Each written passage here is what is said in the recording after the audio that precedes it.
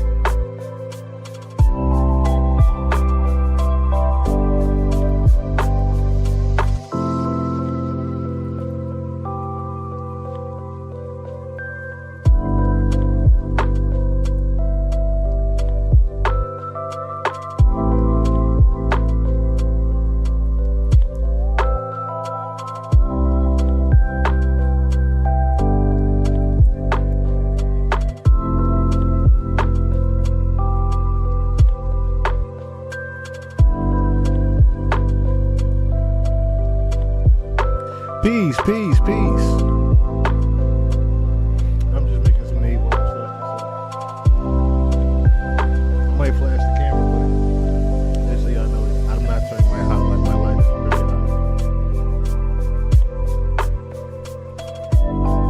hot. This is way too loud. That's why y'all can't hear me. Peace, peace, peace. What's going on? I'm not turning my hot lamp on right now. It's actually pretty damn good in the Midwest.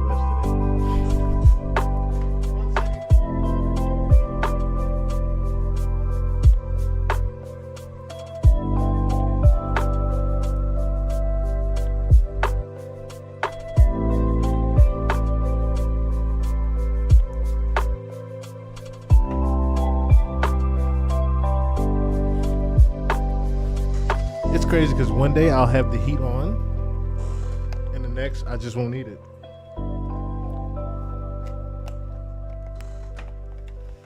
The next I just won't need it at all.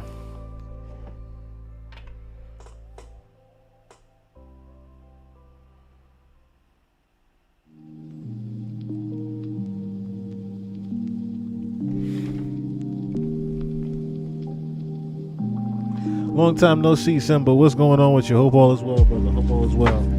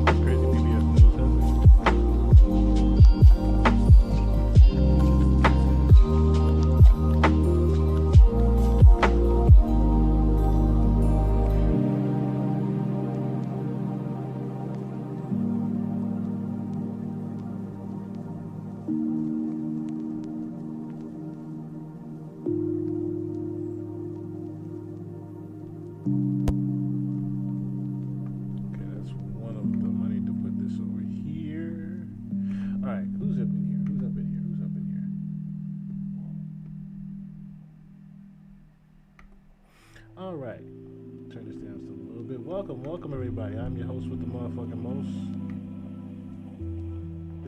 Chill motherfucking Murray. You are now tuned to Live from the Spot. Shout out to everybody tuned in, not tuned in. You know how we do it, how we rock. Once again, let me just show you. Oh, well, I guess I can't see on that one. So, I have my camera on. Just that I'm not turning my highlights light on. It's pretty nice. It's pretty nice outside, and this lamp is hot as fuck. So I kept it off right now, so it doesn't look so awkward though. I'm gonna do this right now. Again, this is live. It's not like it's not live. Let's see what we got here.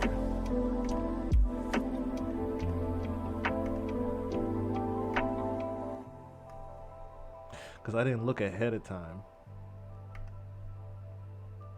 I didn't necessarily get to look up anything ahead of time. I've just been hearing about it all day long and yesterday.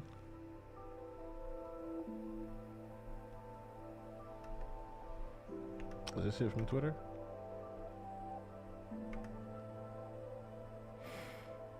Removed by moderator? Really? Okay. Let's see what Twitter has.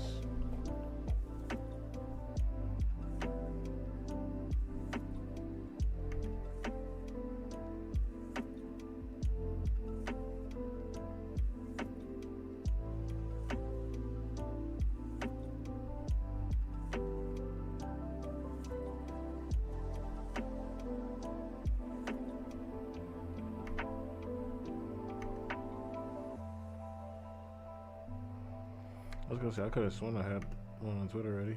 I don't know why it's acting like I don't.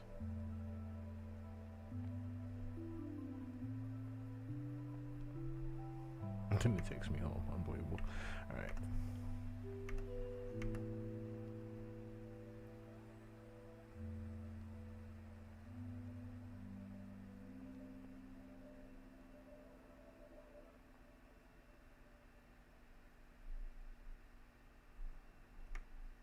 He is known as Bubba. Oh, here it is. Alright, can I download this?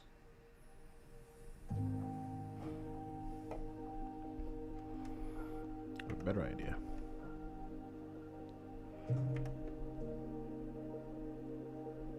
Before they take it down.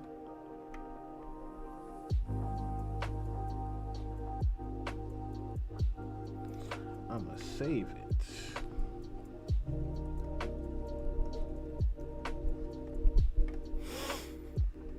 Oh, okay. Alright, so what's been going on today is I've been hearing a lot about this. Amina, what's going on? What's going on? I've been hearing a lot about this Donald Trump blowing Bill Clinton thing.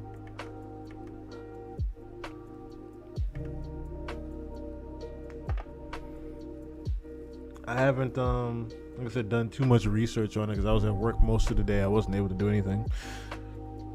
I wasn't able to look up anything like that. And then I got home like less than, I want to say 2 hours ago. So I wasn't able to, again, do too much as far as researching this. But, okay, so this is, I'd rather be in Donnie D's shoes. I'm guessing that's Donald Trump. You mean Donnie T? Yeah, Donald Trump. Okay, you and your boy Donnie can make a remake of the movie Get Hard. Oh wow! And I thought I had Cirrus. Oh, that says Trust or Cirrus. Looks like it says Cirrus. Tsuris. Ask him if Putin has the photos of Trump blowing Bubba. Okay, so that's what they were talking about. Okay, so that's who Bubba is. Bubba is Bill Clinton. Ask him if Putin has the photos of Trump blowing Bubba. All good, Bannon with me. Now, this is from Jeffrey. These are emails from Jeffrey Epstein. As you see up there, the from says Jeffrey E. And it says to Mark Epstein.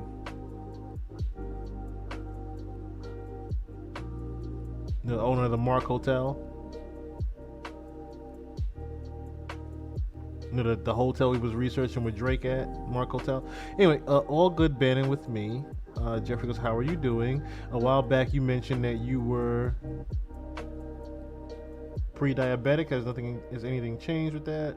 What is your boy Donald up to now? Now, it doesn't say who this last one is to, so this last one is not to Mark Epstein. This top one is to Mark Epstein, but this bottom one, it is blanked out. Now, I wonder why they have this one blanked out and not the Mark Epstein one, which that's pretty interesting there. Why they have that one and not the Mark Epstein one.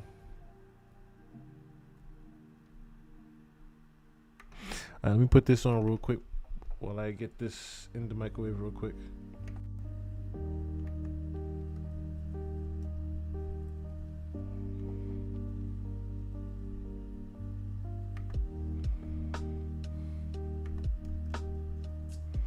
Because they're trying to put this all on the Democrats. You know how they do, right? They're trying to put this all on the Democrats. You can't put this on the Democrats. People have been knowing for years about the things that you guys have done. Put it like this: if you've been on this channel before, you're not new to the news that you're hearing right now whatsoever. We literally have been watching interview after interview of people behind the scenes and people that were in the military or affiliated with the military. You know, the wife that had the actual CIA agent. We've seen interviews from FBI agents and whatnot. All of them have confirmed the whole the whole DL that happens behind the scenes in the military and behind politics and all the gay guys that are actually there.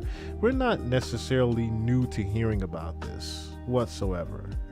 That's the other thing. Let me turn my phone down so I hit the chat. Trying to see chat real quick. But yeah, we're not necessarily new to hearing about the gay guys that are in politics.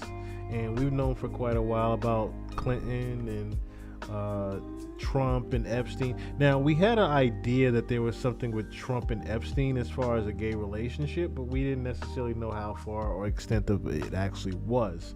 But there's been, like I said, news come out about Trump and Bill Clinton's relationship. Let me see. Trump directs Bondi to investigate. Let me just put this on real quick and I'm just grab this at the microwave. I want to bring in MSNBC's Vaughn Hilliard, who's covering the White House. Eugene Robinson is a Pulitzer Prize-winning columnist and MSNBC political analyst. Tyler Pager is the New York Times White House correspondent and co-author of 2024, How Trump Retook the White House and Democrats Lost America. Tara Setmayer is former GOP communications director, as well as co-founder and CEO of the Seneca Project. Eugene, there has been a consistent message from survivors and many of their supporters about the efforts to release these files. This is about justice. This is about standing up against heinous acts. This is not about politics. Is that why the administration's political messaging isn't working? You know, the administration is usually a lot better on political messaging than it is on the Epstein case. And one big reason is Donald Trump, President Trump. The Wall Street Journal is absolutely right. He keeps acting as if he has some horrible thing to hide, even though I've not seen any evidence, and certainly not any hard evidence, that says he's guilty of anything in terms of Epstein and the young girls. Yet he acts as if he is. And this extraordinary effort, for example, just in the last couple of days to somehow get Republicans to take their name off the discharge position in the House, petition in the House. It just adds to the series of actions that make him look guilty. Call it what it is. Call it what it is. And this is what I can't stand about this whole thing with the government. I can't stand the fact that they're trying to beat around the bush. I know it's MSNBC, you're trying to be politically correct, you're trying to be censored and whatnot. You have a certain program director that, you know, will clip you if you talk about certain things a certain way or whatnot. But cut the shit, all right? It's not about making him look guilty. It's the fact that there are so many different things out here. We got to hop on Rival soon. What's good, Chum Calm Down? Oh, damn, that's on my Discord. I'm thanking you in the chat. But yeah, there's been countless different pieces of information that have come out way before even the Epstein files. should I say, with these particular recent files that have leaked, there's been many different times where we can easily say Trump has had some type of affiliation with Epstein. We see even pictures like this before where these two just partying together. There's numerous pictures of them partying together. So it's like, cut the shit at this point. We know it's not about he looks guilty. He is fucking guilty. Let's just be honest here. It's like, when are we going to see the actual information? Just say it like that. When are we going to see the actual information? When is Donald Trump going to come clean about Jeffrey Epstein? Say it like that. When are you going to come clean about Jeffrey Epstein and your relationship with him? Even if he isn't. So, Tara, let me play a little bit more of what Sky Roberts said in response to the administration's claims that this is all a hoax. Imagine being able to build an app with your name on it just by thinking about it. Meet Base 44, a complete AI creation platform. Describe what you want and watch it take shape. You can plan, customize, and expand in any direction. From tools built for one to platforms ready for many. From passion projects to enterprise-grade systems. And I want to be very clear. If my sister was here today, she would be appalled by this administration. She would not refer to President Trump as a gentleman. He's not acknowledging survivors. Not once has he even acknowledged my sister in the sense of who she was as a hero. I just think it's time to put a little respect on her name and all survivors' names and treat them as heroes. And stop, and just stop the nonsense, this political BS that just keeps coming out of his mouth and the administration's mouth. It needs to stop. I mean, Tara, a little empathy can go a very long way for the survivors, for their families who have been just waiting for justice. How do you see the way the White House and this president are handling this? Well, it's a disaster for them, and it has been from day one. I mean, this is something, the Epstein saga has plagued Donald Trump for years, which is why he's bending over backwards to try to bury the truth from coming out. This is not the type of behavior of someone who's completely innocent in the situation. If everything was above board, then the files would have been released on day one like he promised. Or like his attorney general claimed that there were files sitting on her desk months ago when she was on Fox News, and those files all of a sudden disappeared. And what about, why would you have 1,000 FBI agents wasting their time going through the files if there was to look for Donald Trump's name, if there was nothing to be concerned about? I mean, the pattern here is incredulous. I mean, the people are looking at this and saying, this is not how you behave if you have nothing to hide. And the absolute lack of empathy, the lack of compassion, the lack of concern for the survivors of this despicable human being, I think also speaks volumes. And that's why you see this reaction, this visceral reaction from so many people across party lines. Very few things have unified this country. But I think that what you're seeing happen right now, there is a certain amount of empathy. When you have Marjorie Taylor Greene and AOC on the same side of an issue, that speaks volumes. And the dam could potentially be breaking here with MAGA. And because these Republicans are looking at the way Donald Trump is handling this and saying, release the files already, or we're not going to align with you if you're continuing to obfuscate over a sex trafficker pedophile.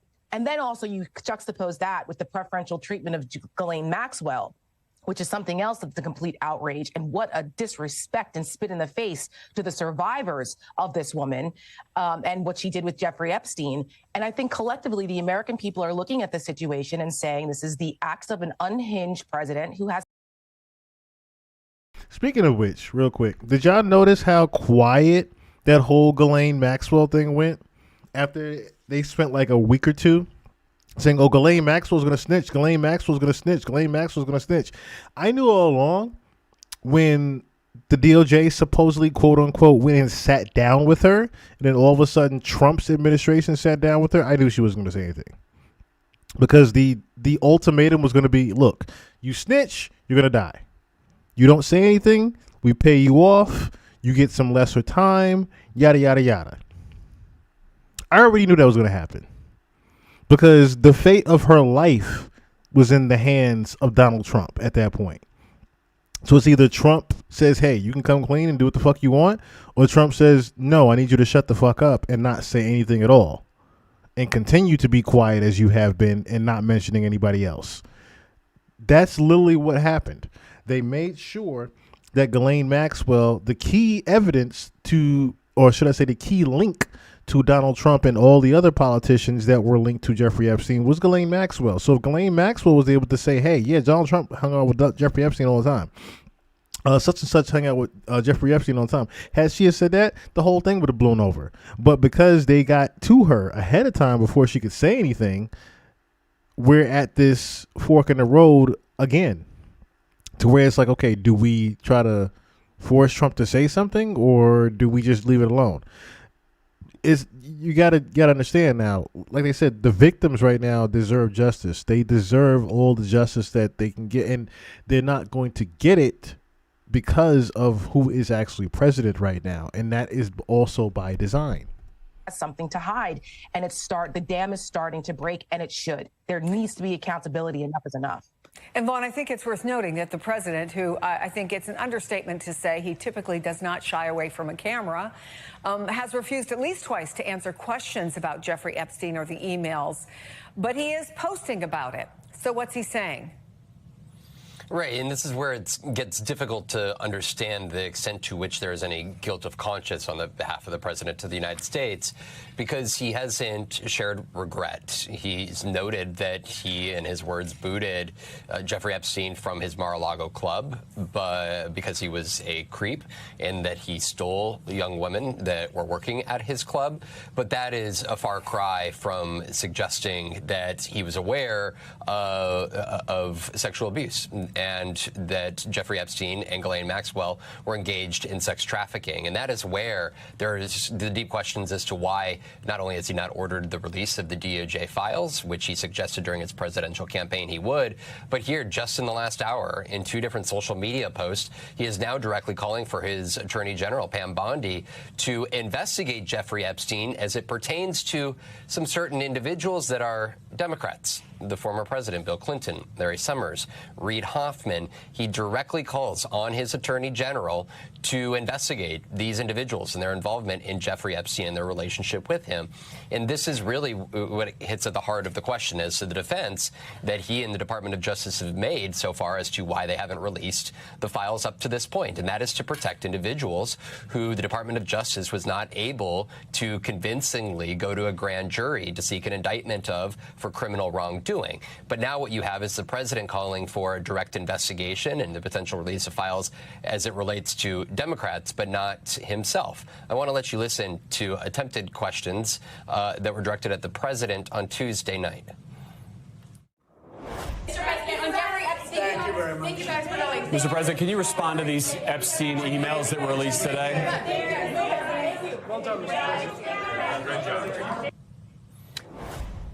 Ignoring the questions, which has not been common practice for him in 2025, Chris. And then last night again, the president, upon leaving the crazy thing is, you could easily say he was pretending to not hear, or saying he couldn't hear over everybody else.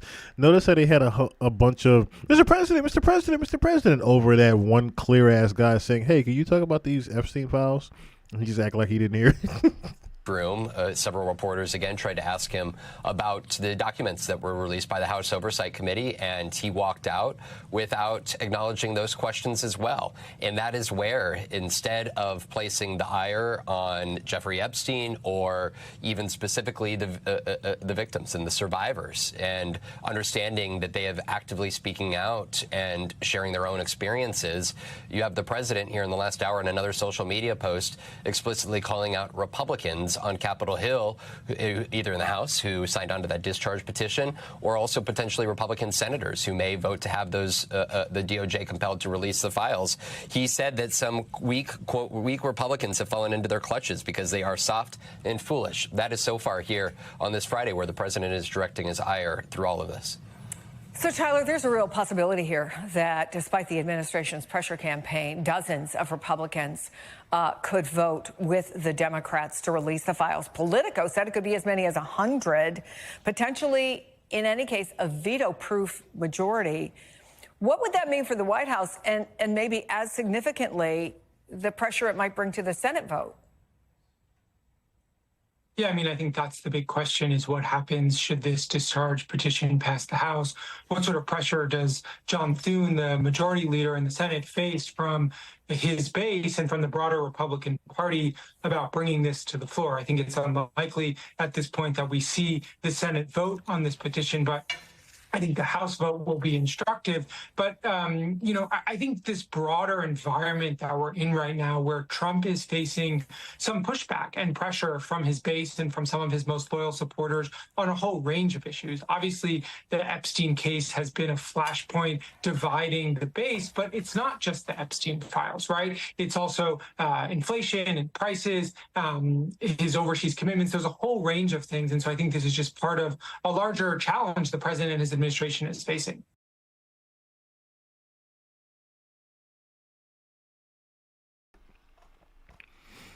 One day, they'll be able to say what they really want to say. Just one day. Just won't be now. It just won't be now. Until then, we have to live with things like this. Then you have the letter that he wrote him. Where is it? I probably gotta look that up. I probably gotta look at the picture.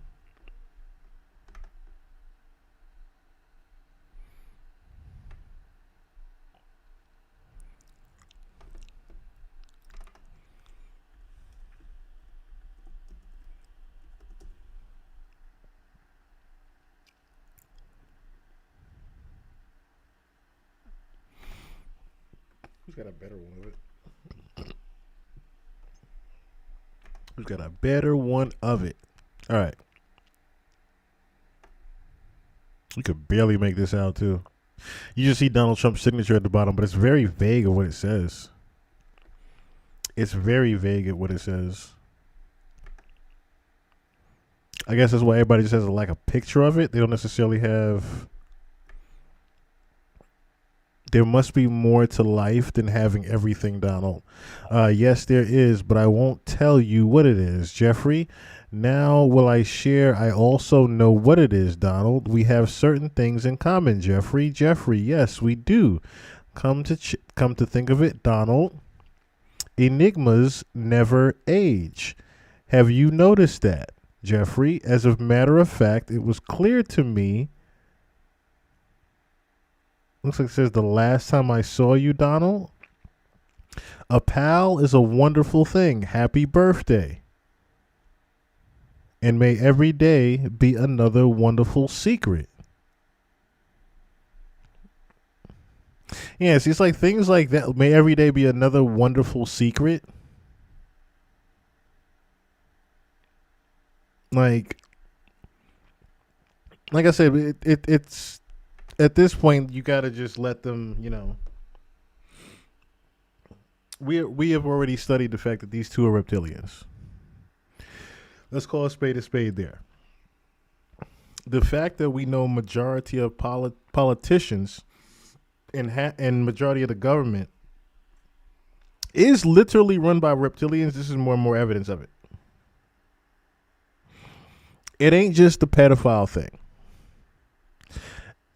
As I've said before, the biggest thing that they are hiding is that they can't come out and talk about the shape-shifting reptilian thing. As far-fetched as it still sounds to most people, once the niece of Epstein had said something and said, "Yeah, I saw him shapeshift." Then it was the other lady that said that she was in the room with Jeffrey Epstein and saw him shapeshift. There's been countless victims that come out and say they saw him shapeshift. Then there was the lady, one of the same ladies that actually drew out the mural of all of the different politicians that were inside of this cult, right? I'm wondering now if this is a thing where Obama has said, fuck it. I think Obama had recently just came out and said something and just started to really diss Donald Trump. Let me see. They got the recent one.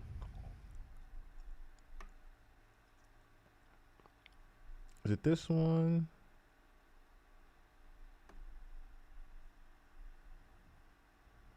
Is this the one from a week ago?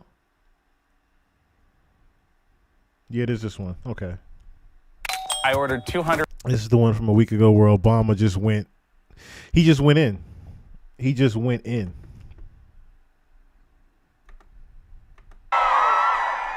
The last time I campaigned,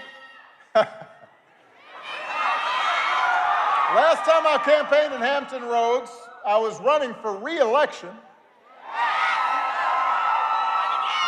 And I know I have not aged a bit.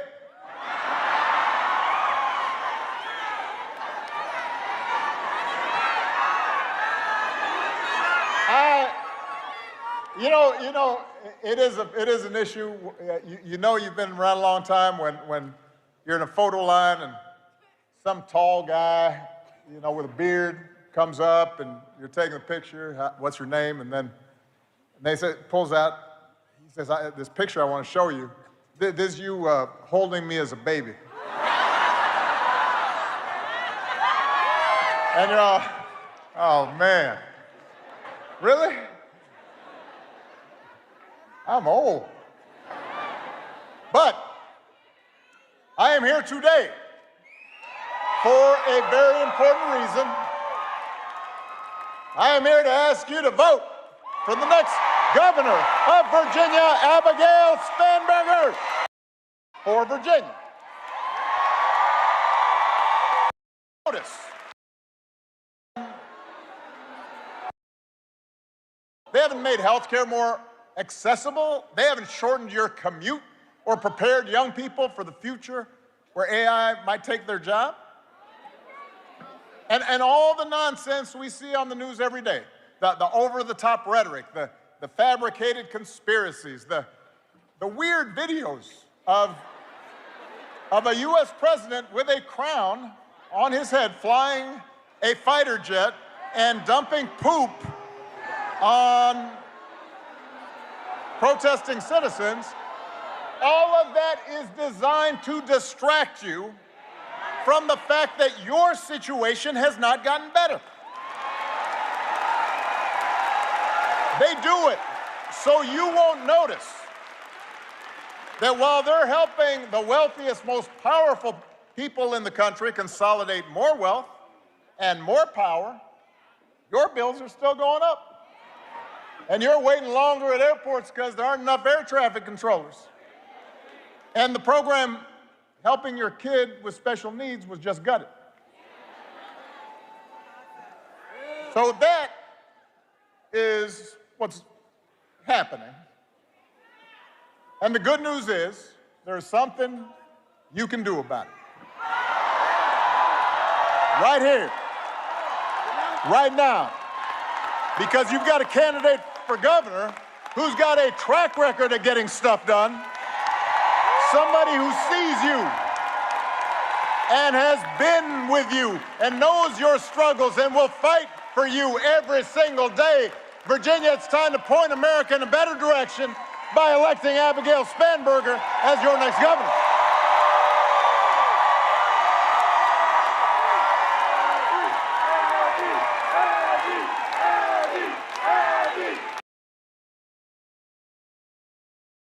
Let's be honest. Have you ever heard Obama ever say that? Have you ever heard Obama come out and blatantly say, hey, this is a distraction? Now, of course, he made it full circle with the speech about Spanberger and wanting people to vote for her for Virginia. At the same time, that was Obama's way of saying, I am free from the being politically correct defending the government. This has nothing to do with whether or not he's a Democrat or Republican, left or right, up or down. It has nothing to do with any of that anymore. This is Obama literally saying, I am free from the grasp of the government. And I don't necessarily need anyone else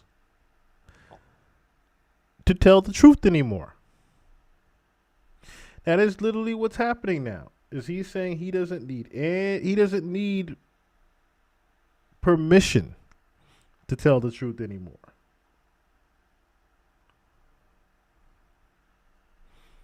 I love that. I absolutely love that.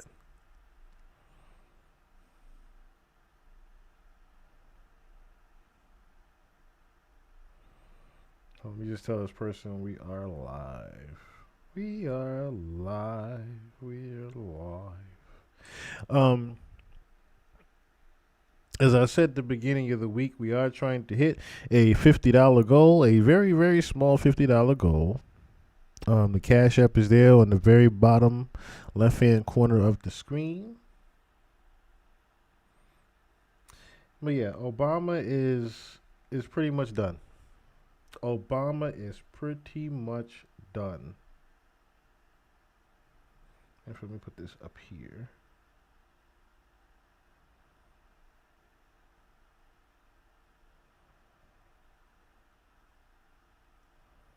I don't know why it just says super chats, but anyway.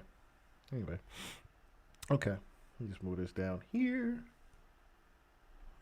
I know some people probably just following in. They didn't even know I was going live tonight. I mean, I put a post out earlier, but I wasn't sure what time I was going to be getting on, so that's why I said, let me just go. Let me just go and do what I do. Because I wasn't necessarily sure if I was going to still be getting on this evening. But I did, because that was one of the biggest things I wanted to talk about was the Donald Trump thing. I know I had a couple other things, though. Let me see. The Mind's Eye, what's going on? What's going on with you? But yeah. Oh, no. Shit is completely hitting the fan now. If you have Obama, someone that was literally... Think about this, right? Say, for example... say, for example, I was behind the scenes, right? Say, for example, I was elected president. I was behind the scenes. I got to go out and shake hands and kiss babies and things like that, give hugs to the mothers and whatnot. And then all of a sudden, I was no longer in those same circles of people, right? But it's different with this scenario because... Think about how Kanye West can't do something like what Obama's doing right now. I'll just say it like that, right? Because you have someone like Kanye West, just trying to make it full circle for you guys. Follow me here. You have someone like a Kanye West and Nicki Minaj, who lately, as you've seen, we saw him get back in good graces with talking to sit down with the rabbi. You have certain people who actually do care and rely on and need the backing of the elites and want to get back in the good graces of those elites. But then you have people like Obama who have already seen the top of top and have seen the absolute worst of the worst and no longer even wants to be involved in those circles. He doesn't need their power and money that they've given him. He doesn't need any of those things. Obama is pretty much the Denzel Washington of presidency, if we're being real here.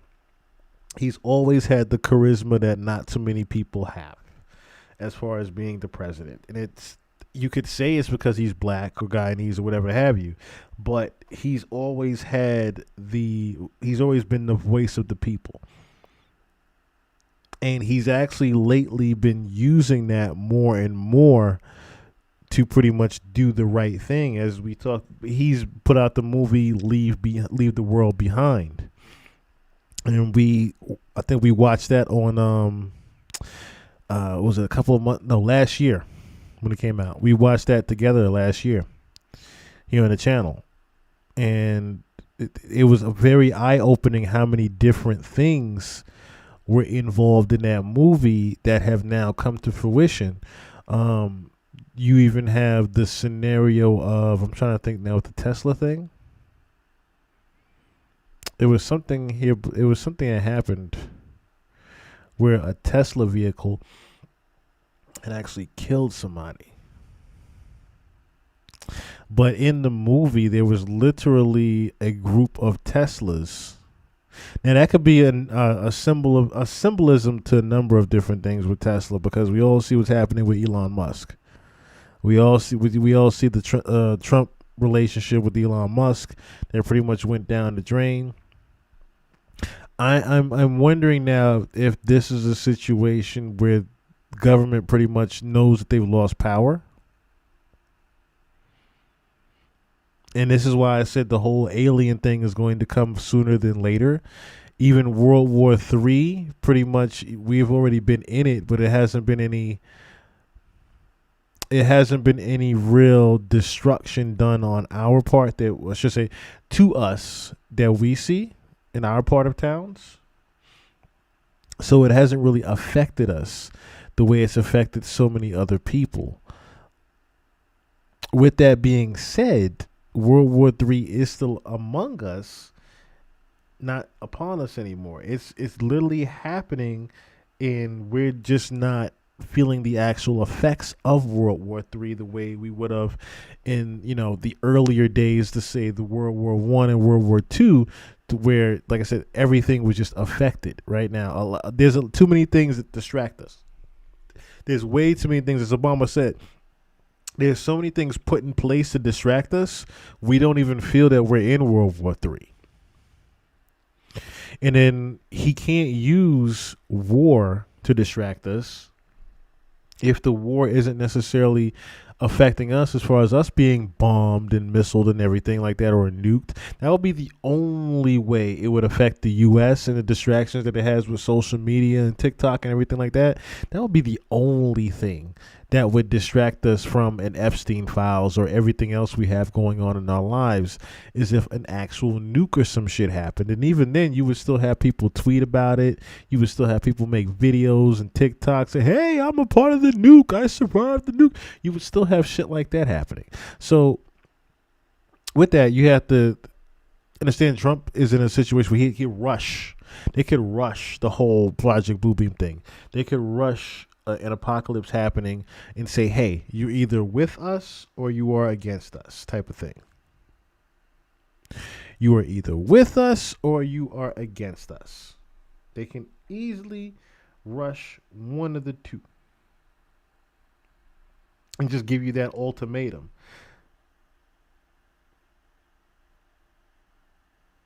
The microchipping of people. Let's call it what it is. The microchipping of people. They already have the technology to do it. They're just waiting on an actual reason to give us that'll make us actually want it more. Because not the need isn't going to matter. The need isn't going to matter. They need to market it to where we actually want it, to where we feel like we need it. If that makes sense to you guys. Because there's plenty of things that we actually need. We need to be healthy. Do they advertise being healthy? Absolutely not. It's by design. We need certain things to survive. Do they advertise that? We don't need a McDonald's. But they promote it to us. Right? So, and then I'm also wondering, like, why this heat wave that I don't know if everybody else is experiencing it, but like today was like 70 fucking degrees. It's almost Thanksgiving. Remember they said it they said it towards last year. They was like, yeah, it's gonna be our last year. This gonna be our last year soon. I almost felt like these next 1 or 2 years is gonna be our last. But the way that they're moving right now, they keep saying, oh, we're going to have the smart cities in another 2 years. Well, if that is the case, then they're working on smart cities for all over, not just 1 or 2 places. So you have, for example, what happened in Jamaica. And shout out to the people that sent me those videos as well. You have what happened in Jamaica. I didn't get to talk about this, and I apologize. The hurricane that happened out of nowhere in Jamaica. They're literally planning smart cities for Jamaica. And that situation is no different than the wildfires that happened in California that even Mel Gibson and his family was like, yo, this shit seems like it was planned. This whole wildfire thing seemed like it was very, very planned. So if it was planned, what's it to stop them from, like I said, making it so we have no choice but to get the RFID chips? Soon we're not going to have a choice. We're just not going to have a choice in getting it. They're going to give us an ultimatum of you are either over there or you are receiving the benefits of being with us over here. It's not too far from that right now. It's not too far from them cutting everything off and saying, hey, you guys don't have an option in receiving benefits. You guys don't have that option anymore.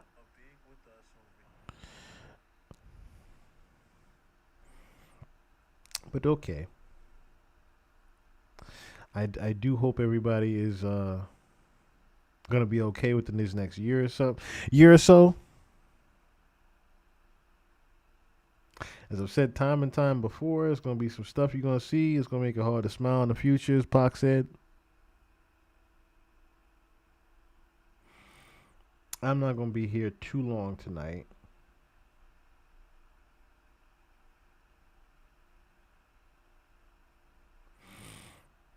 Okay, what was another thing I had?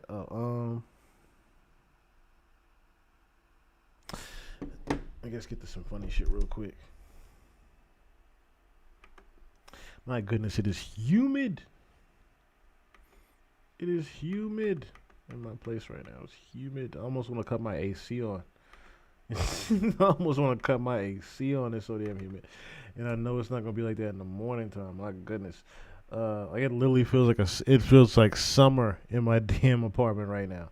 I know it's pretty warm outside. The humidity's up. Where is it? I don't know why I just put up Eddie Winslow. Oh, well, I guess that was right. All right, so let's do this then. He acted as his own attorney. Oh my goodness, this is getting wild now.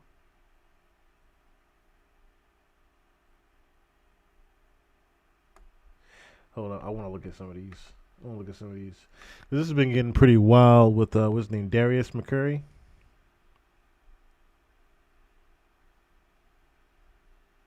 He looked uncomfortable during the interview. Not even that he looked uncomfortable. It's just, it's been so much. Like, you could tell Hollywood got to him in a bad way. And the world will forever know him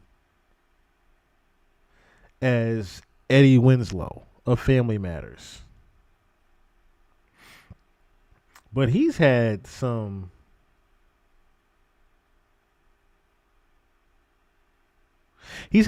wild times. I'll just say that.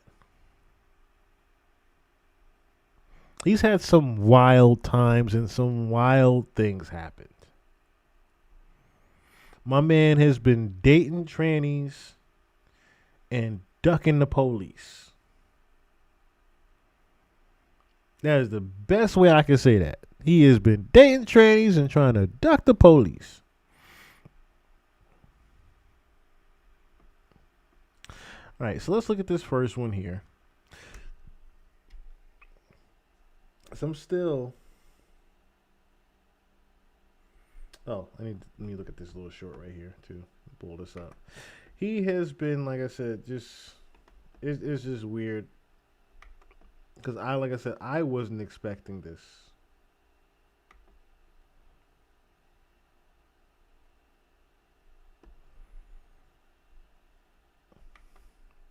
Before I do that,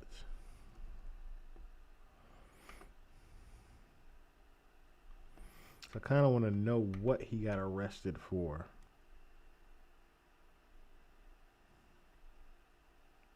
Well, you know what? I'll just let Court TV tell me. Actor Darius McCrary finds himself as a trending topic this morning, but for his courtroom antics instead of his popular role on the hit TV comedy Family Matters.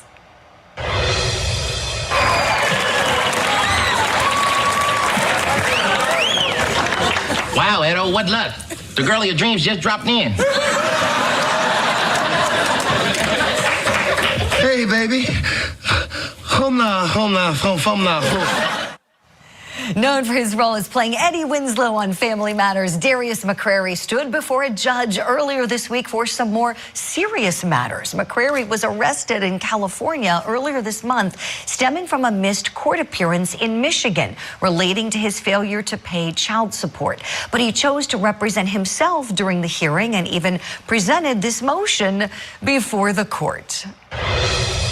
Based on the fact that the 50th District has completely continued to violate all of my rights, my 4th, my 5th, my 14th Amendment, my right to due process is constantly trampled. And I've figured out why, because under due process clause of the 14th Amendment, personal judgment is void if rendered by the court, which has no jurisdiction over the defendant.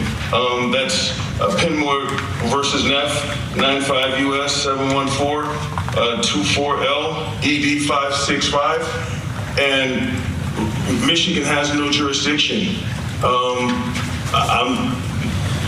Before we proceed, we need to establish jurisdiction. Monday.com, the opposite of any work platform we tried in the past. We tried other work management platforms, not naming names. He seems real serious about representing himself here. This is not going to go good. You saw what happened to the guy that said, I ain't come here to play with y'all.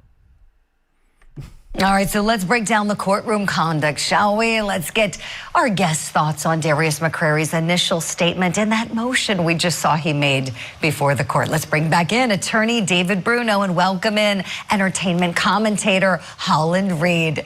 David, I want to start with you here, please.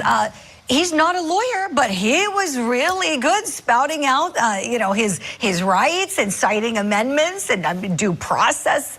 What'd you think? Yeah, I'm making a special appearance for David Bruno on this one. And that is, listen. We're going to get to that. I mean, exactly. That's a little odd, right? But I'll tell you what, he was hitting the points. He actually was hitting the points on extradition.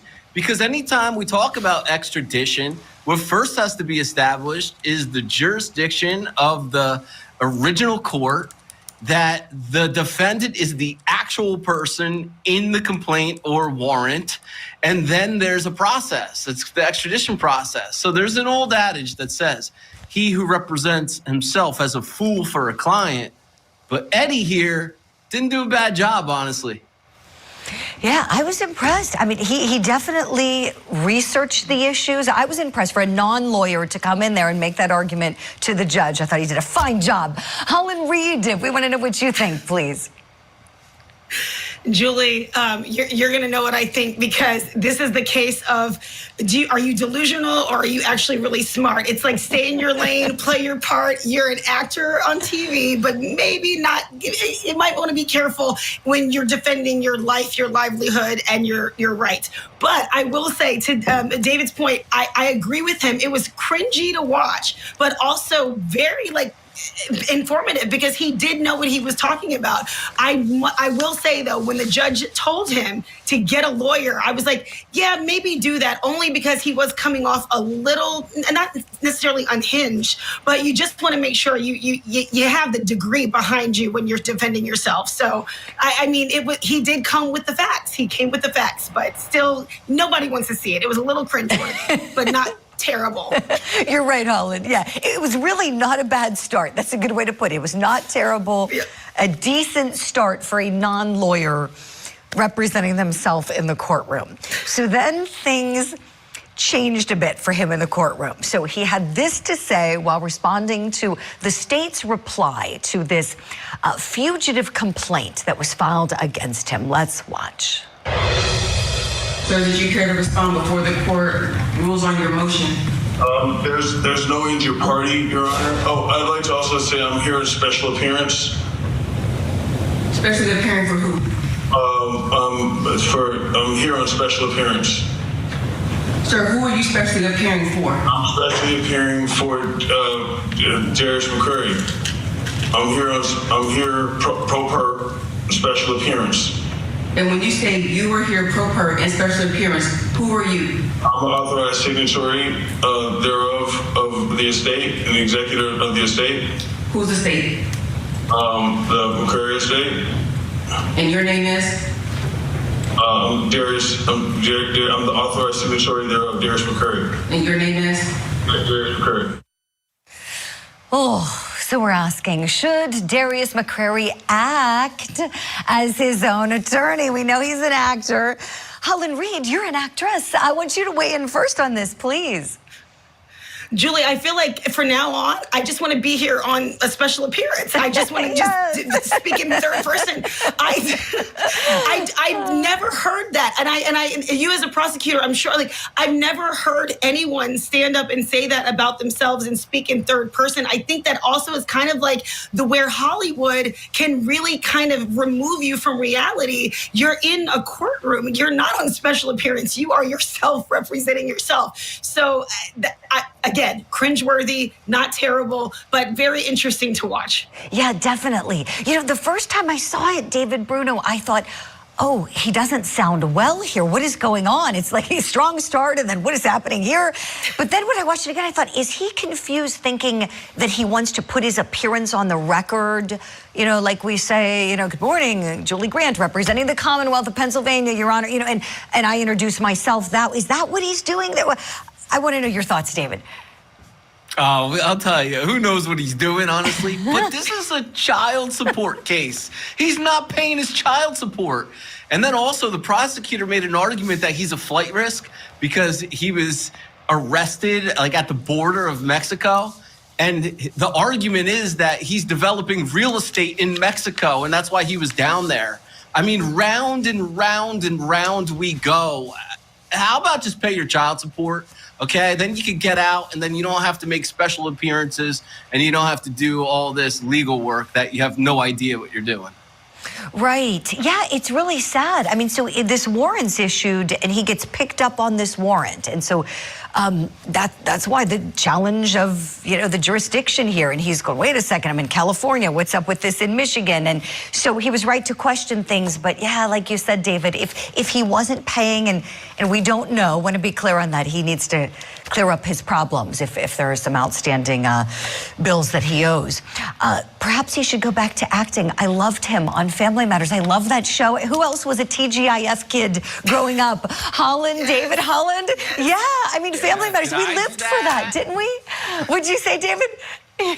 Did I do that? Did I do that, Urkel? Did I do that? Yes. Right? Holland, what do you think? Do you think he can get back into acting at this? No, you're fine. I mean, what do you think? We know he was a big child star. Do you think he should maybe think about going back to work? Yeah, you know, Julie, it's funny that you said that because the first thing that came to mind was Lindsay Lohan. It's like we just wanted her to get back in her groove, and her redemption stories in Hollywood are always the best stories because when you get off kilter, when you kind of like redemption stories. This is all right. So this is when the blind try to lead the blind here. The last thing Darius McCrary needs to go is Hollywood. That's the last place he need to go to because that's what got him here in the first place. What's going on, D? What's going on with you? That is literally what got him here in the first place. Is him being mixed in with the wrong crowds, or just not even being with the wrong crowds, just having the wrong influence. Just being influenced by God knows what, because Hollywood and him getting back into acting is what led him to this. Have a whole show on the way. We about to make millions. Let them know. This is Do y'all see how drugged up he look in the back? Do y'all see how high as hell this man is? And this is what I'm talking about. Like, Mance has just all the way let himself go. Just all the way let himself go. And I'm looking at it here like, you know, what brings you to say, all right, I'm done with women altogether, and you look at it like Sydney Starr is a woman? Ain't you see what happened to Chingy with this thing? Ain't you see what happened to Chingy? But obviously, it's been confirmed now. It's not even a on the low thing that these two have been dating past couple of years. So here I'm saying to myself, okay, you got this video here where y'all saying y'all gonna do this show together, make millions. She's been looking at you as a come up the entire time, Darius, or Eddie, whichever one you want to be called. She's been looking at you as a come up this entire time. Okay? This has nothing to do with you wanting to date a Sydney Starr. This is, or should I say, Sydney Starr can't find love. This is literally you not seeing the red flag here ahead of time. Not seeing that you are a come up ahead of time. Show on the way. We about to make millions. Let them know. This is a business meeting. I feel like Blueface right now. I feel like Blueface right now. Now, ain't that ironic? Ain't that ironic? Because while Blueface was in jail for his own things, same way you are right now, his girlfriend been running around getting passed around Hollywood, trying to pay the rent. Or should I say have people pay the rent for her, in a sense. But while he was gone, she's been getting passed around Hollywood. And no one seems to... One day we're going to have to talk about the depressions of Kreayshawn and how much Hollywood has just dug her up. I mean, we've gotten into it briefly in here and there and different things. What something else needs to be said as far as how, like I said, Hollywood just takes people under and nobody necessarily sees those red flags early on. This one right here could have been easily avoided had Eddie Winslow just got his ass completely removed from Hollywood and did his own thing with a regular woman.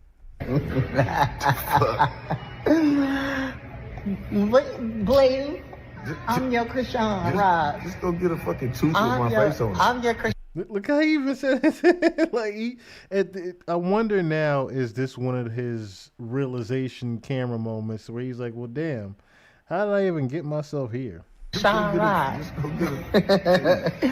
Krishan Rock and Blueface, here we come.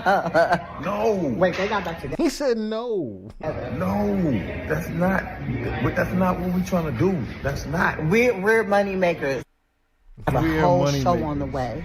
Look, they even had to cut it because Eddie was like, yo, I am not with this. But what he didn't realize was I was plotting. Yeah. I was plotting against him. I was plotting against him to make him mine. And I'm such a good actress. I'm such a good actress, he didn't even realize what was going on. I'm such a great actress, he didn't realize what I was going on. Okay. I'm talking about she got him high as hell. And she keep him that way.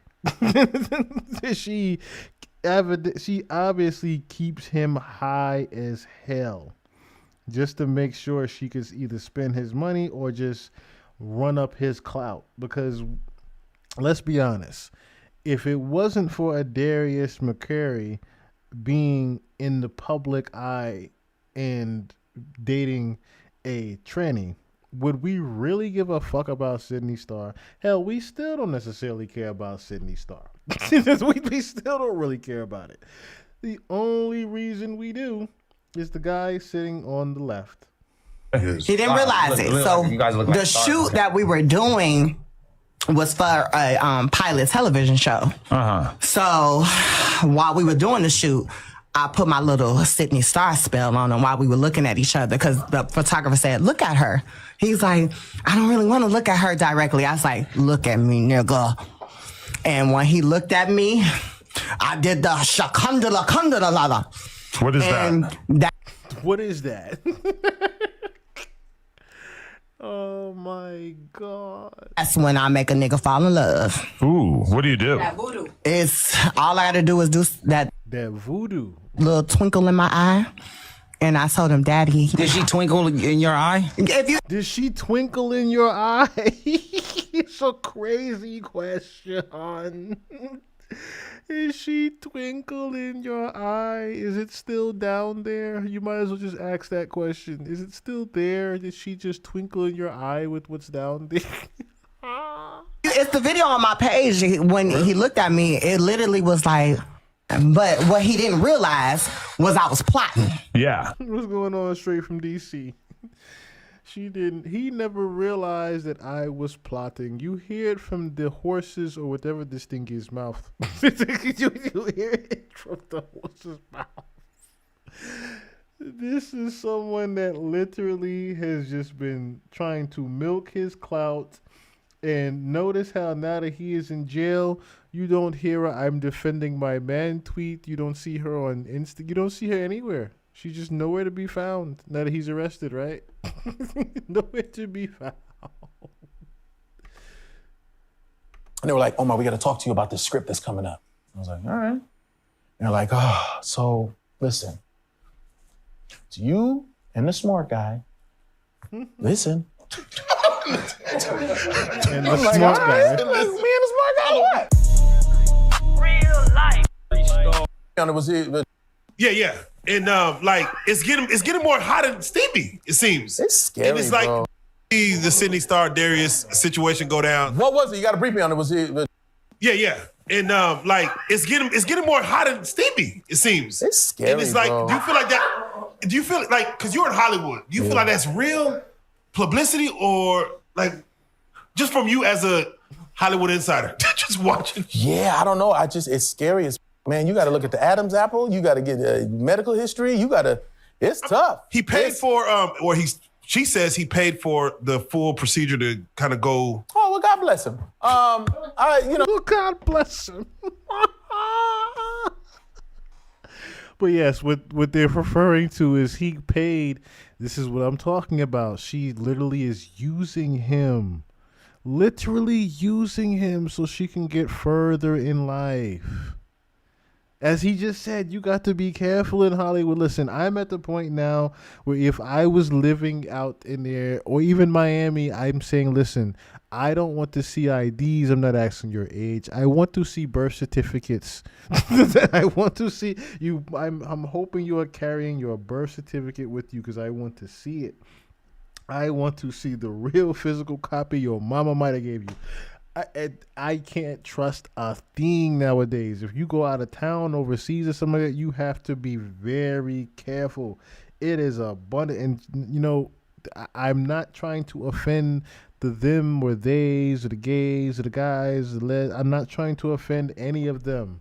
Not trying to offend any of them. My whole thing is, it is wild out here with how many people are straying up, lying about who they are and what they are and how they were born and things like that. And then Sydney Star, of course, is very out in the open with what she is, not necessarily, but when I hear something like, oh, he paid for the full procedure of removing it, this is what I'm talking about, because she's been going around for years saying, oh, I don't even got it no more. But now you hear the truth of, well, he paid for it. He paid for it for her to have an actual vagina. I don't even know why I keep saying her. To each his own. I can't. As long as he ain't sitting there going, I didn't know, then you fine. You know? Yeah, because you definitely can't say I didn't know at this point. You know what I mean? It's look, man, because I know what y'all getting at, and there's men and there's women, but there is an in between. It's weird. It's like you see some boys. It was funny. I was arguing with my wife about this shit. Like, we knew he was gonna be gay since he was young. I was like, what do you mean? You know, some niggas just act feminine. That's just they grow out of that, and some don't. But there's people on the front line, and there's people that aren't.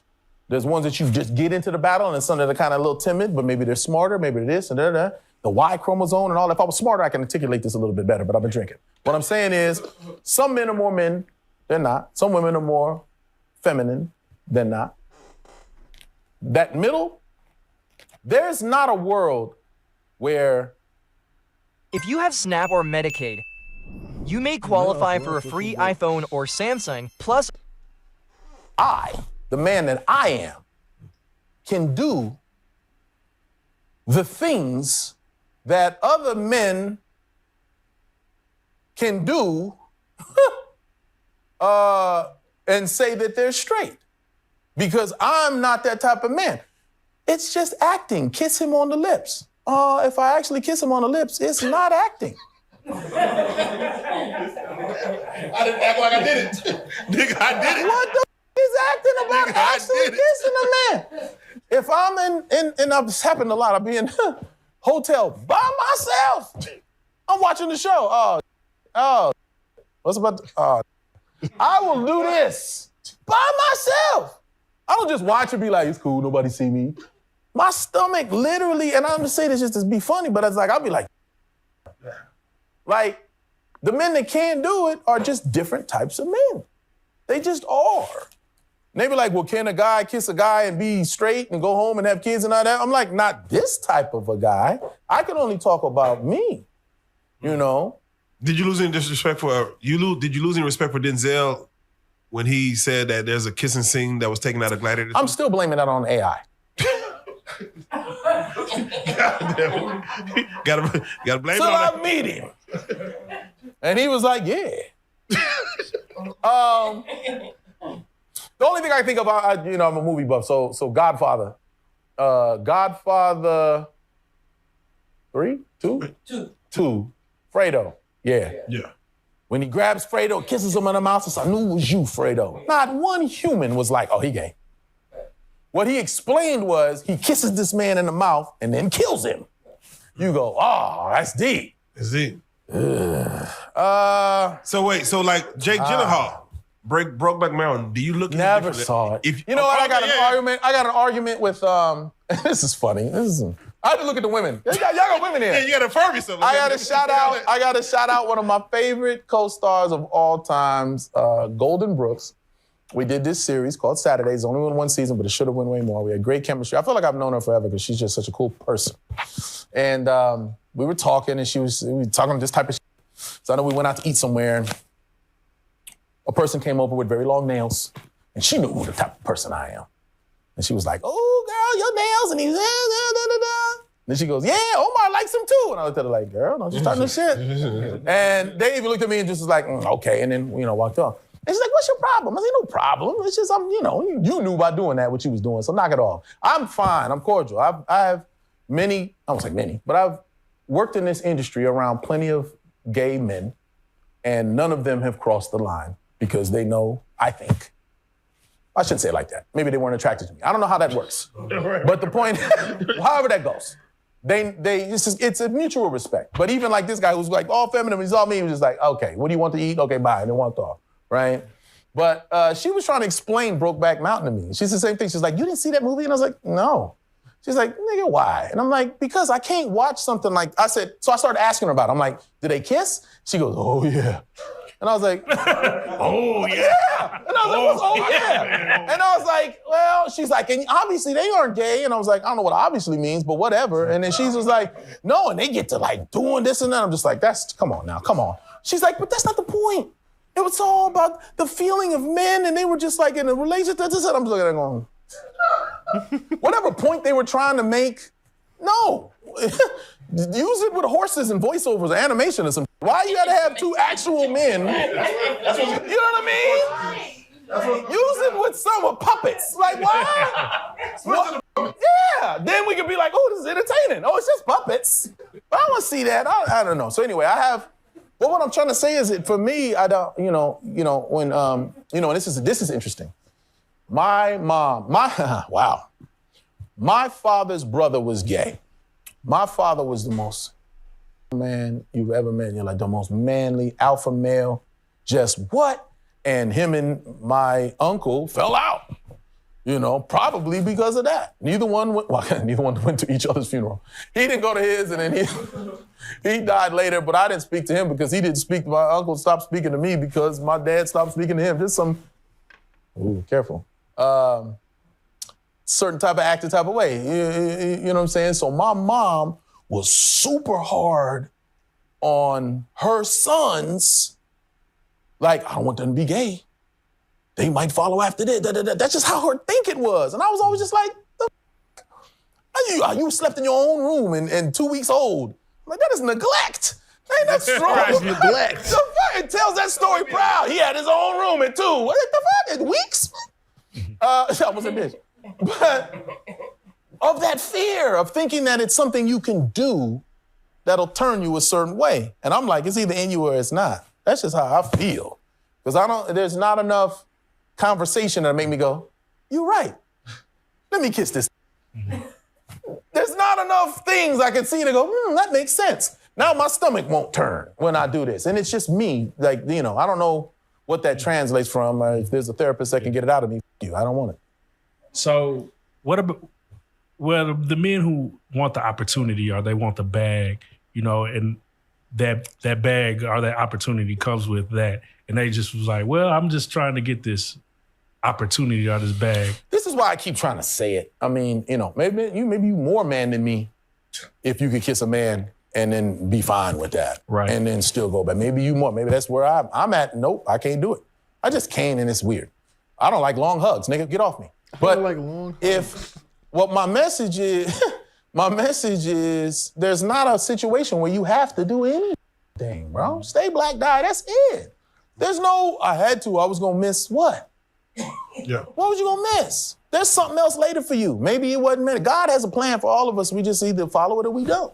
We deviate from the plan or we don't. We get there later, but it's not gonna be like, oh shit, my plan was to be a child star. No, that's not, this plan ain't gonna for you to win at 2 years old, nigga. And you Gerber baby, that was it, nigga, that's all you get. So someone like Omar off the wire, who is a stone cold killer, but he plays a gay role. Yeah.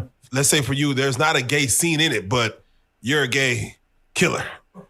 Would you be like, okay, that's a pretty good question. Yeah, there's so I gotta touch no. Yeah, you ain't gotta touch it, but you gotta close the door with a nigga in the bed. You close the door like, you insinuate. I'm in the bed with him?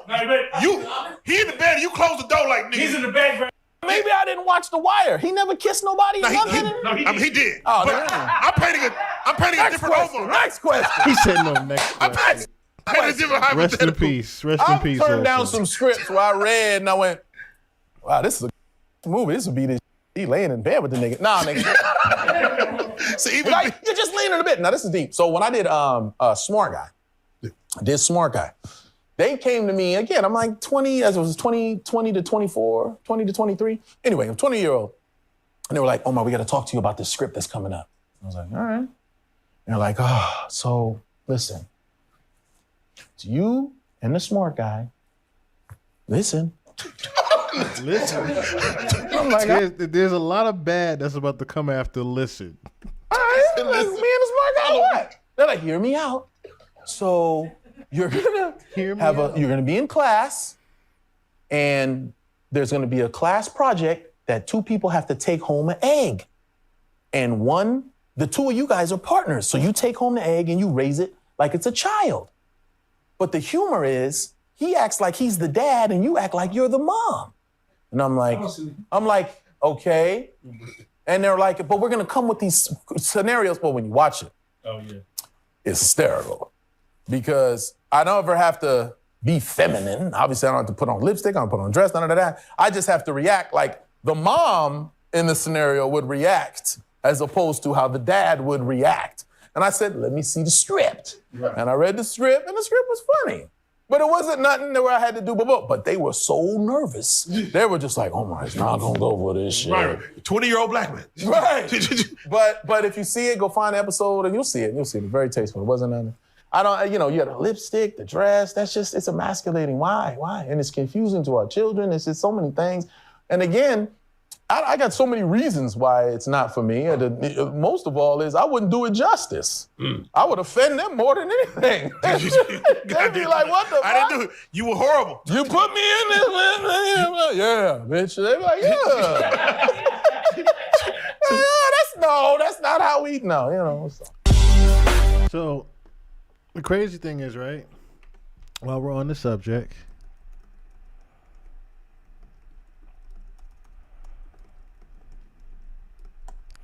this picture has been going around. Let me see. This one. This has been going around. This gentleman here in the studio in heels. And all I've been hearing about is they got us. The heels is ugly as fuck for starters. Not even that, but supposedly this is like the trend for the young boys nowadays. I don't know how. It's a Cali artist. Cali, of course, right? Hollywood. Again, Hollywood, right? We're wearing high heels in the studio. Now, I hate the fact that there are young people in general that are going to follow behind this. Hell, we've already seen the guy talking about, well, the only way for me to sell my clothing is if I wear it. What? No. It's like the worst way you could. It's the worst way you could sell something.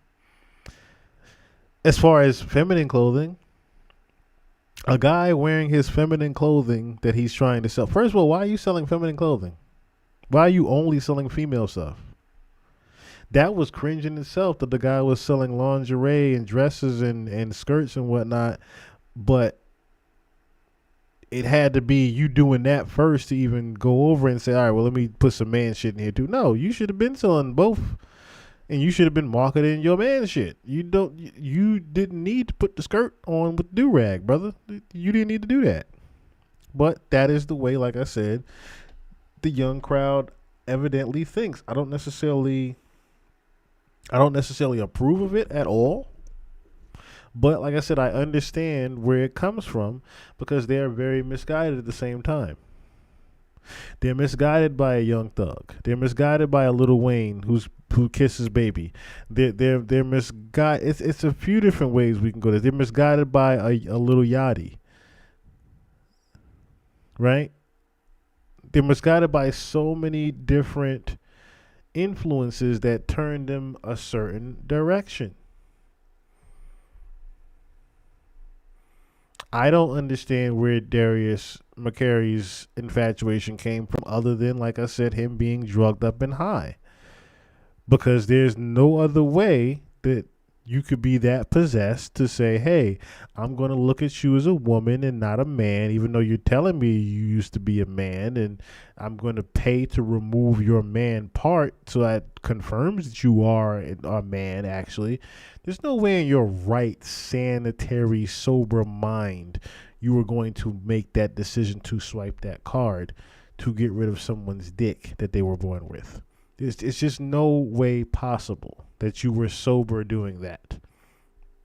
And then let's add to the fact that you had enough money to even remove the dick off of your boyfriend, girlfriend. That same money could have been used for you to just get a prostitute or even just have a regular girlfriend. So, of course, this goes back to, this went beyond the I can't get any or I can't do this or that. This was a preference at some point. Let's just call it what it is.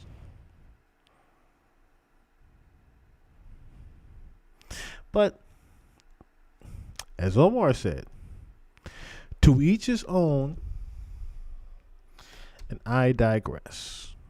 Now, who else was in the, oh yeah.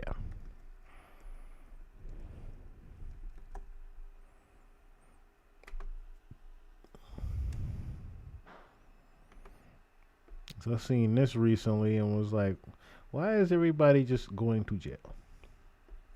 It's 48 degrees in Atlanta right now. Okay, so evidently the weather is definitely on this side. Wait, why is it not showing me? I don't want to see the weather. I thought we just do this.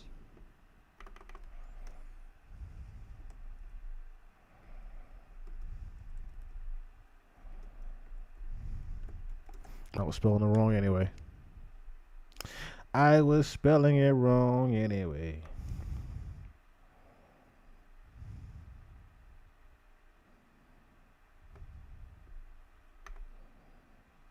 At Shane Company, we create unique fine jewelry that feels designed R&B just for singer you. Sammy has been arrested. I'm not necessarily sure on what exactly happened, other than it was a domestic dispute. But I like to hear the truth from the horse's mouth. So.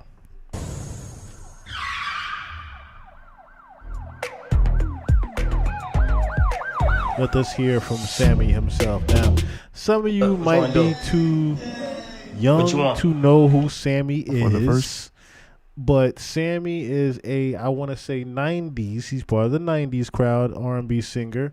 What's a song by Sammy that some people might know? What's a song by Sammy? Would it be I Like It? All these songs are from 12 years ago. It's crazy. Okay, here we go. This is Little Sammy.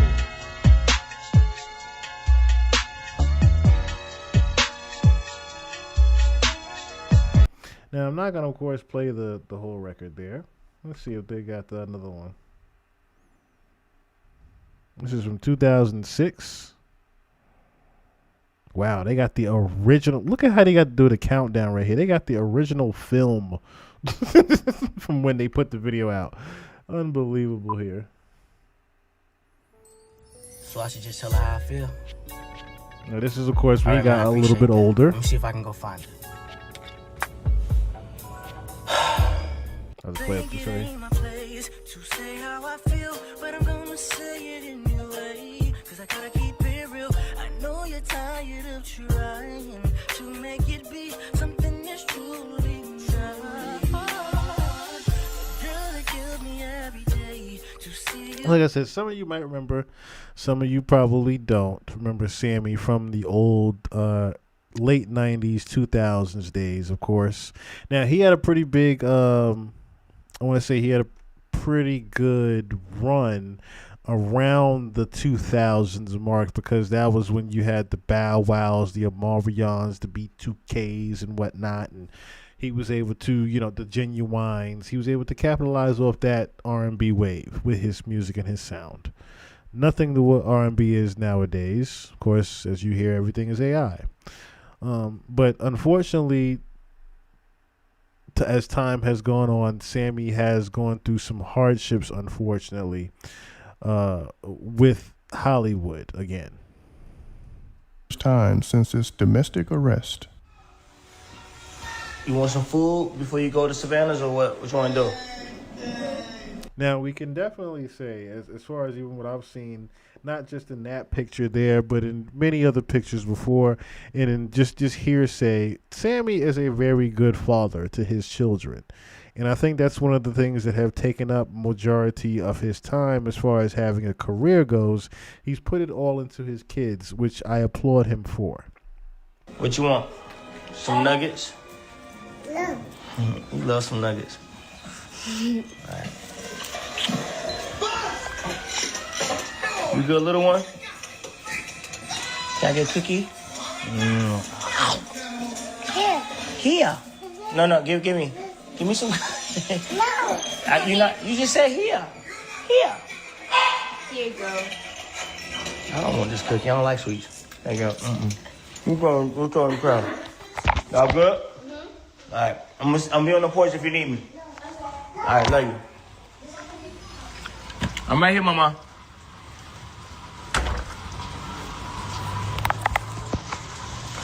It's popping.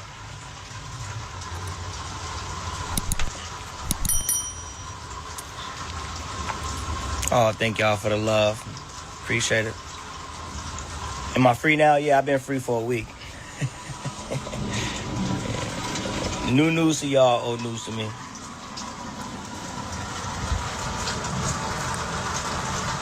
I love y'all. It's always love, man. Ain't nothing. Yeah, it's still... No, mama. I don't want you to get sick. You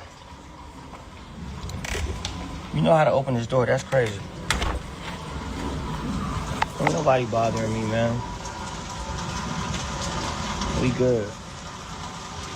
No, I'm not singing. I didn't get on live to sing. I just came to and wait on my Uber Eats, and I was like, before my battery died, hop on.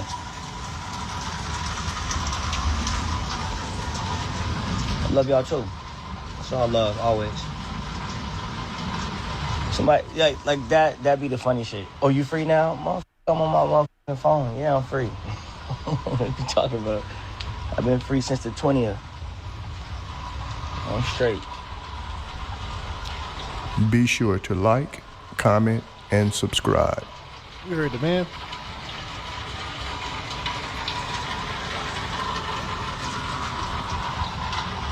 We're gonna let them have their time. Am I single or what? I've been single for 2 months. I've been single actually, so I've been single for a year. Then me and T tried it again, like in August. And then, we broke up like 2 months ago. But we co-parenting, you know what I'm saying? So it's all love. No more relationships for the kid. I'm cool on that. With all the grays in that bed, my brother, you were far from seeing the kid. I ordered some Jamaican food, wagwan, everything Irish, respect them. Bless up yourself, big up.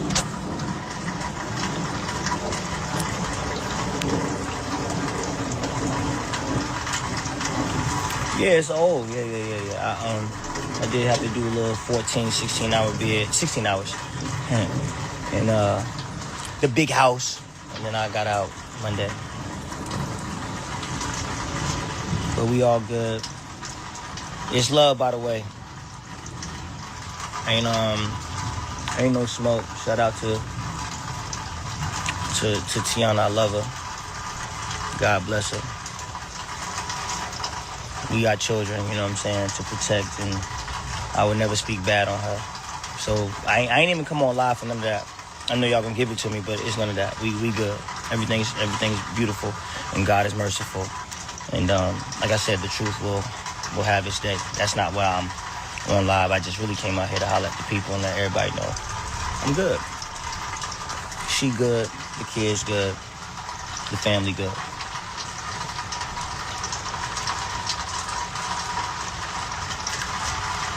I want to see if he Next gets part into it or is the not. best way. I want to see if he gets into it or not, because this video wouldn't be that long if he was just walking around the house.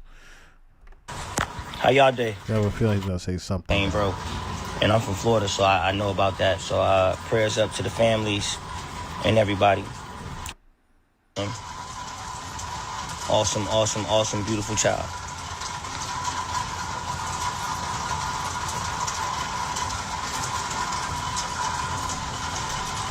I appreciate the prayers. I appreciate the well wishes. I appreciate all that. Yeah, he's not gonna. I don't think he's going to say necessarily. I still have them, but I'll never put them in. It's just salt and pepper. Yeah, he's not Papa going to Smurf say. look handsome. He's not going to say exactly what happened. So let's look up for ourselves. Arrested on domestics. Let's see what exactly happened here with our guy Sammy. So they only got the I said October 27th. Oh, he was booked on the 19th. Okay, that's why. Well, tonight we are learning that R&B singer Sammy was arrested in Henry County earlier this month on family violence charges. So jail records show that he was booked on October 19th and released on bond for a little more than $1,000. So the charges include battery, third-degree cruelty to children, and fugitive in state. Sammy performed at one music fest in Piedmont Park this weekend. That's what the headline was, the cruelty to children charges. So that's why I was like, okay, what is the real reason he's not? Because put it like this, right? If there's a domestic situation, then it's either he was being the aggressor or she was being the aggressor. And 90% of the time, if the woman was being the aggressor, the guy will definitely eventually vent and talk about it. It's not a, well, I'm not going to bash my baby mother and all this other shit.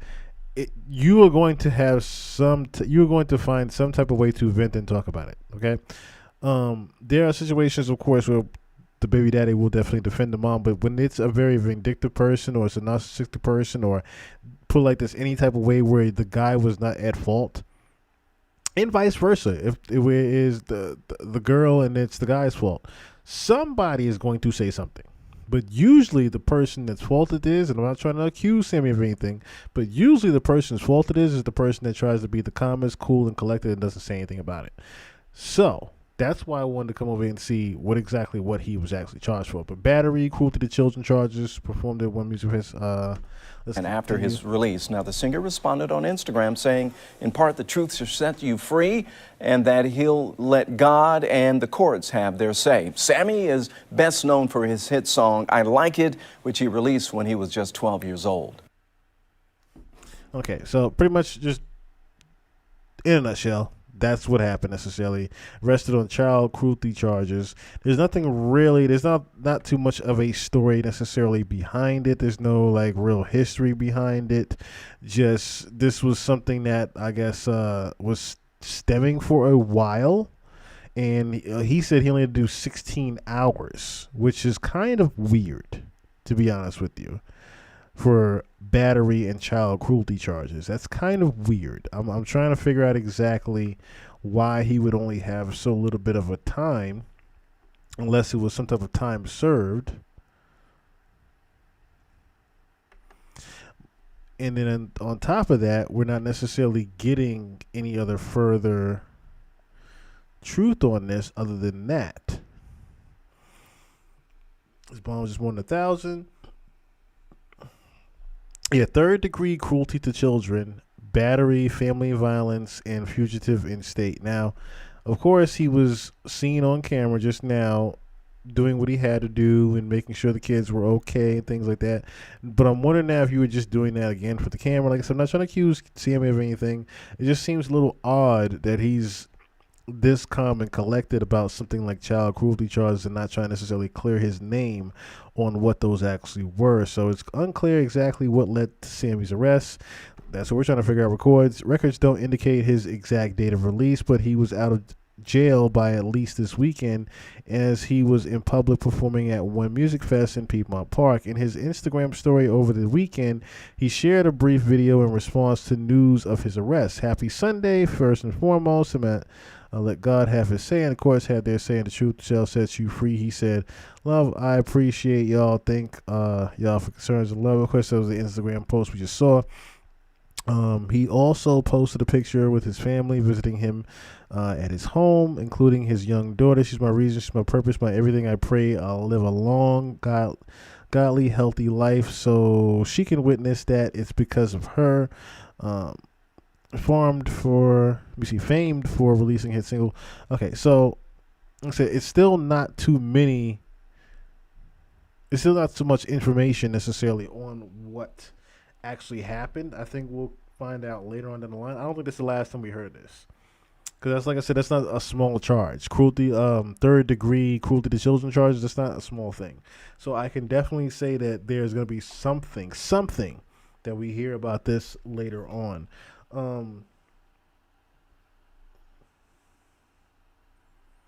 The other thing I had seen,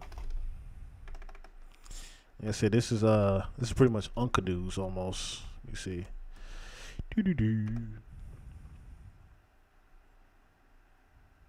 Oh yeah, this.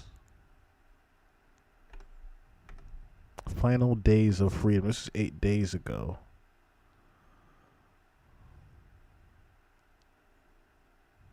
Yes, I've been hearing about Sebastian Telfair as he has to go to prison. Oh, he's locked up in the same thing with Diddy? He's locked up in Fort Dix as well?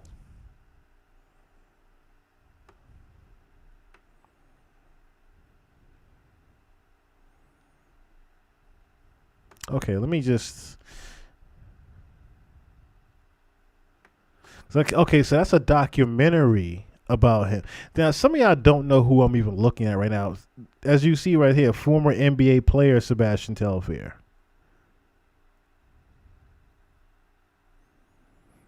This is 6 years ago when he first was arrested on weapons charges.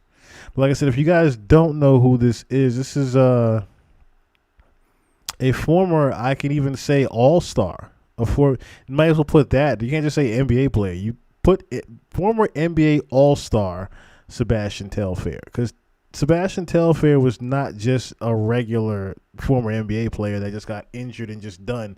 I still, to this day, don't necessarily know how Sebastian just lost his NBA contract other than the gun charges.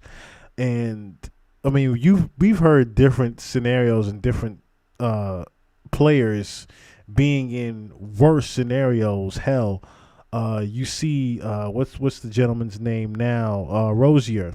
Rozier still has his full NBA contract, even though he's under allegations of illegal sports betting, and still able to get his salary. But then you have someone like Sebastian Telfair, who wasn't necessarily convicted of anything yet, but lost his entire NBA career. So let me see some real quick. How did Sebastian Telfair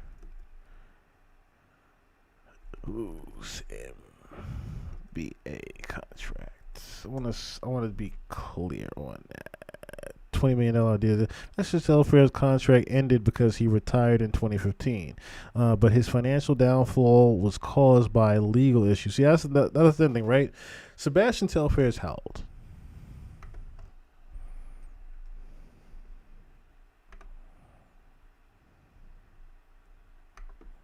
No, not net worth. That's the last thing I want to see is his net worth. He's just turned 40 years old. He just turned 40 years old. So that means he would have retired when he turned 30. Okay? So, yes, not a spring chicken. Could he have still been playing basketball at 30 years old? Abso-fucking-lutely. Could he still be doing something involved in the NBA at 40 years old right now? Abso-fucking-lutely. As you see here, this guy is only 3 years older than me. Let's just be honest. I knew about Sebastian Telfair when I was a kid. I said only 3 years older than me. Hell, if I was in shape, I could still play in the fucking NBA at 37. That's what I'm saying. At 40 years old, you see plenty 30-plus-year-old NBA players right now. Do we not? Do we not? Okay. So let's just call a spade a spade. Sebastian Telfair's career was cut short due to other things. It wasn't necessarily because he just retired and just said fuck it. I think, like I said, Sebastian Telfair was easily one of the next superstars in the NBA, and I don't think it was just because of financial hardships that he just decided to retire. I think it was other things that were behind the scenes. I never necessarily looked into the actual story of Sebastian Telfair as far as how he left the NBA. I just knew of him all these years, and I always heard more negative things than I heard positive things of Sebastian Telfair. So I never actually dove into, well, why is this and why is that? One day I will, of course, but as you see, a native of Brooklyn, New York. So that's one of the other reasons I knew about him, is because of his New York upbringing. But he doesn't. I don't think he ever played for the Knicks. Aware of. Maybe he did. I think he did actually play for the Knicks at one point. But I know he played for the Timberwolves. Because that was when he was a real superstar. I think that was his rookie team was the Timberwolves. But anywho, high school prodigy, of course. Never went to college. And I think that was another part of his downfall as well. Was that he didn't necessarily go to college, so he didn't necessarily have anything to fall back on either. After the NBA. But like I said, Sebastian Telfair is one of those stories where it's like, okay, what the fuck happened? My name is Sebastian Telfair. I was born and raised in mermaid houses in Brooklyn, New York. The day I picked up with basketball was the day I was for sure knowing I was going to make it out.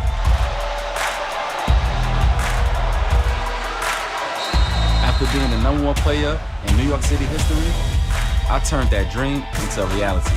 I played over 10 years in the NBA and made tens of millions of dollars. I had everything I ever dreamed of. But after a series of legal issues and personal problems, That's why I take care of my baby. my life has become something I could never imagine. I'm right back to where it all began.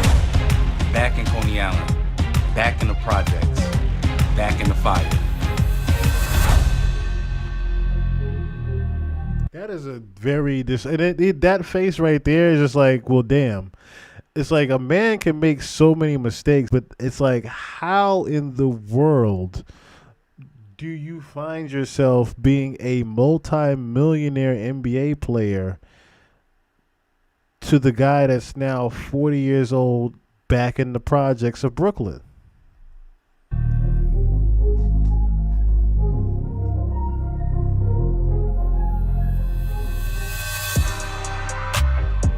This the block right here.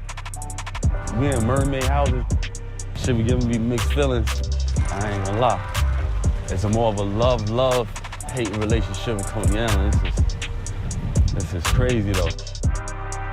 Man, this is the garden right here. This is where everybody got chopped up right here. That's how I became NYC best point guard ever do it right here. But you know, when I was coming up through the fire, I remember it didn't look like this. 2016, I came through with Eric Adams, Mark Trigger, the NBA, and we designed all this up. I just was doing it for the community. I was not expecting to be living in the motherfucker though. When I was in the NBA, making the money, doing what I love to do, I always thought that my life would continue to go up and I would just have a sweet retirement and be able to raise my kids. And somebody told me I was gonna end up back in the projects. I would have never believed anyone, not for 1 minute. Ended up getting locked up in 2017, licensed firearms and all that BS. You know, going through my divorce and now, sheesh. Fighting the feds and my divorce affected my finances. Now I gotta run around broke. This right here, this is the same building that y'all seen through the fire that I grew up in. It's crazy. Go through my whole NBA journey, go through everything I've been through, end up right back in the same spot. The first thing they're gonna ask you is, can you do it again? So that's the mission. How you feeling? What up? Chilling. How's everything? Okay. What up, doggy? Cuzzo was good. Y'all gotta take this journey with me. We ain't sugarcoat nothing. Look, we ain't got no key. Gotta sign a waiver to come in 2940. I'm gonna show y'all the inside. Yeah. Let's go. Shit's a culture shock, but I ain't gonna lie, me coming back to the projects was a gift. It was a gift and a curse, but more of a gift, tell you the truth.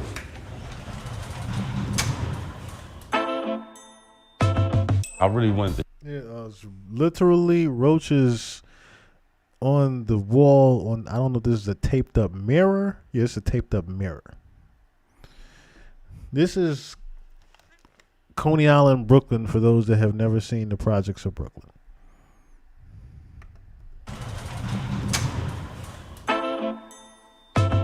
I really wanted to show the world exactly how I'm living. Being in the project is all a mental thing also, you know what I'm saying? But shit is definitely real.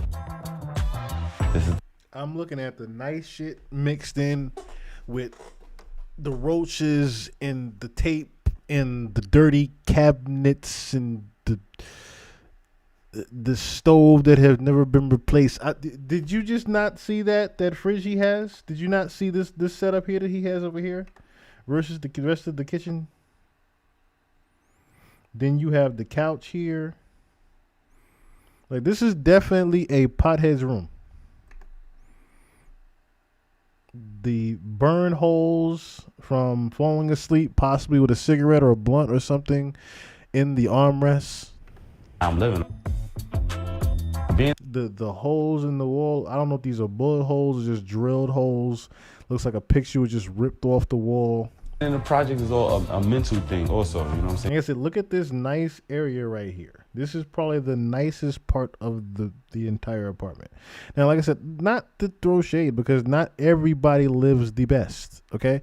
This is what I am trying to say is, again, this is someone that used to be a multi-millionaire and is now living in the projects, okay? So you're asking yourself, okay, how does one have this much money and still not necessarily know how to live just simple and live just clean? Like, what made you come back to here? That is my point of asking this question, of talking about like this. What made you come back to here? Even with the little bit of money you possibly had left, how do you go to ground zero to where you're able to afford this here in the middle, but then the rest of the place looks like what it looks like? Is my question. But shit is definitely real. Like, how do you have this? How do you have the little mini fridge for just the drinks and the pudding pops and then the clean microwave and whatnot? And then I see this right next to it. This is the kitchen right here. Like, how do I see that? And then and then you look in the back right here. That's not a inexpensive washer and dryer. And shit get lit at, take care of yourself. My last pantry I had in my crib is a whole room size. You know what I'm saying? But right now, this is the pantry, you heard? Check out the amenities, man. Stainless steel. The mirror has not been replaced in how long? The shower head is not even hung up. Like I said, I am not here to judge as much as I am saying, how does this man live like this? The appliances and all that. This is my office / closet room. And like I said, I've been in some of the craziest of situations as far as living, okay? Let me be 1,000% honest with that one. I have been in the craziest of living situations. The craziest of living situations and conditions. There's no way in shape, form, or fashion that I am going to make that much money, regardless of what has happened to me. There's no way it's going to come back to this. Y'all might have seen this jersey right here. Y'all see this jersey right here? 1,000 pair Off-Whites and all that. Y'all already know I'm a stay fly. They're a little. And that was what I was waiting for him to say. Because this is speaking volumes to the financial priorities of things. Because I'm pretty sure he has enough of those in there to where he could make some type of extra money off of his name. Warm, so somebody got their ass bust when we wearing these. I don't know if y'all know, on COVID, I lost my mom, and I lost my oldest brother, and the next year, God sent me twins, girl and boy. I'm gonna go say what's up to them. They sleep though.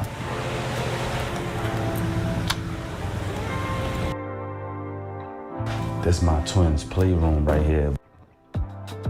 But most important was these right here. Make sure my kids read about me. Middle of the J's with a book, a movie, my own sneakers.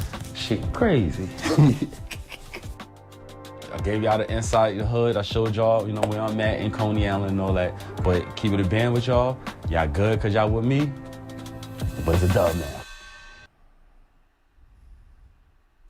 That just means he's about to take a smoke break.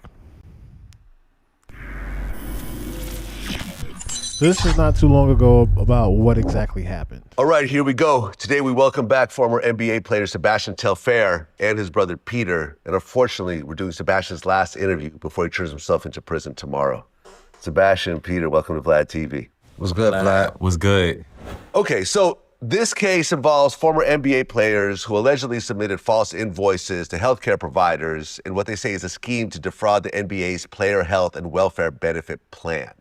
So you're being accused of, your role in a scheme where they say you netted $358,000 through fraudulent claims. Now, originally you had a plea deal with prosecutors that you served 15 to 21 months. But you're now, another reason why I'm showing this, you see the chain, you see the braids done up, you see the glasses, you see, as he said, I'm always stay fly, right?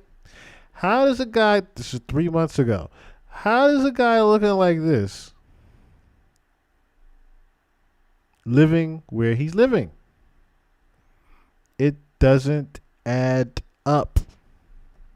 You're actually sentenced to time served and 3 years of supervised release in order to pay restitution. But then at one point, they say things went wrong. Now, explain what led up to this point and what exactly is happening right now. No, I was on probation after being sentenced, basically. So just basically struggling on probation, just kind of, staying within the rules, what they need me to do.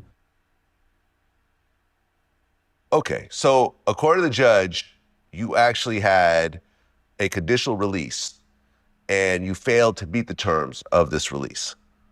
Facts, but it really was the timing because I was coming off my state case.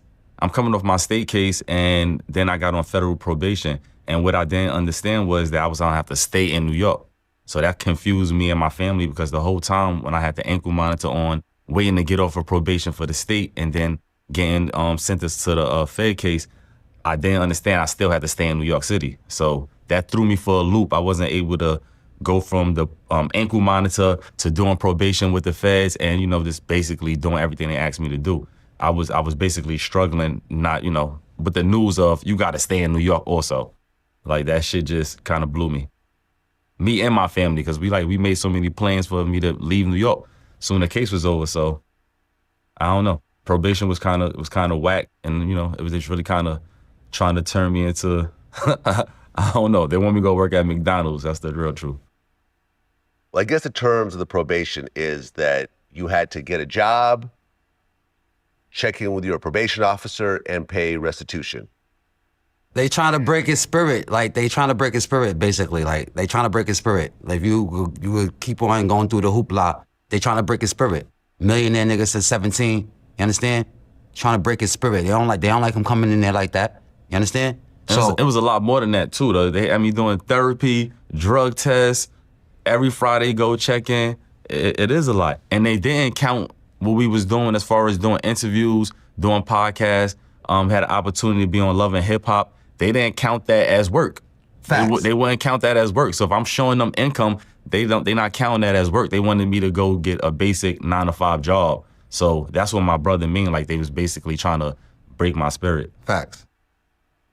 Okay, because you've done Vlad TV interviews before, and I've paid you for some of these interviews. And, Yes. there was an invoice, there was a payment. If they asked me, I would have confirmed that you're getting paid, you're doing a job. So why did that not qualify as a job? Because then that type of job is it's kind of freedom. They don't want me to be free in that type of way.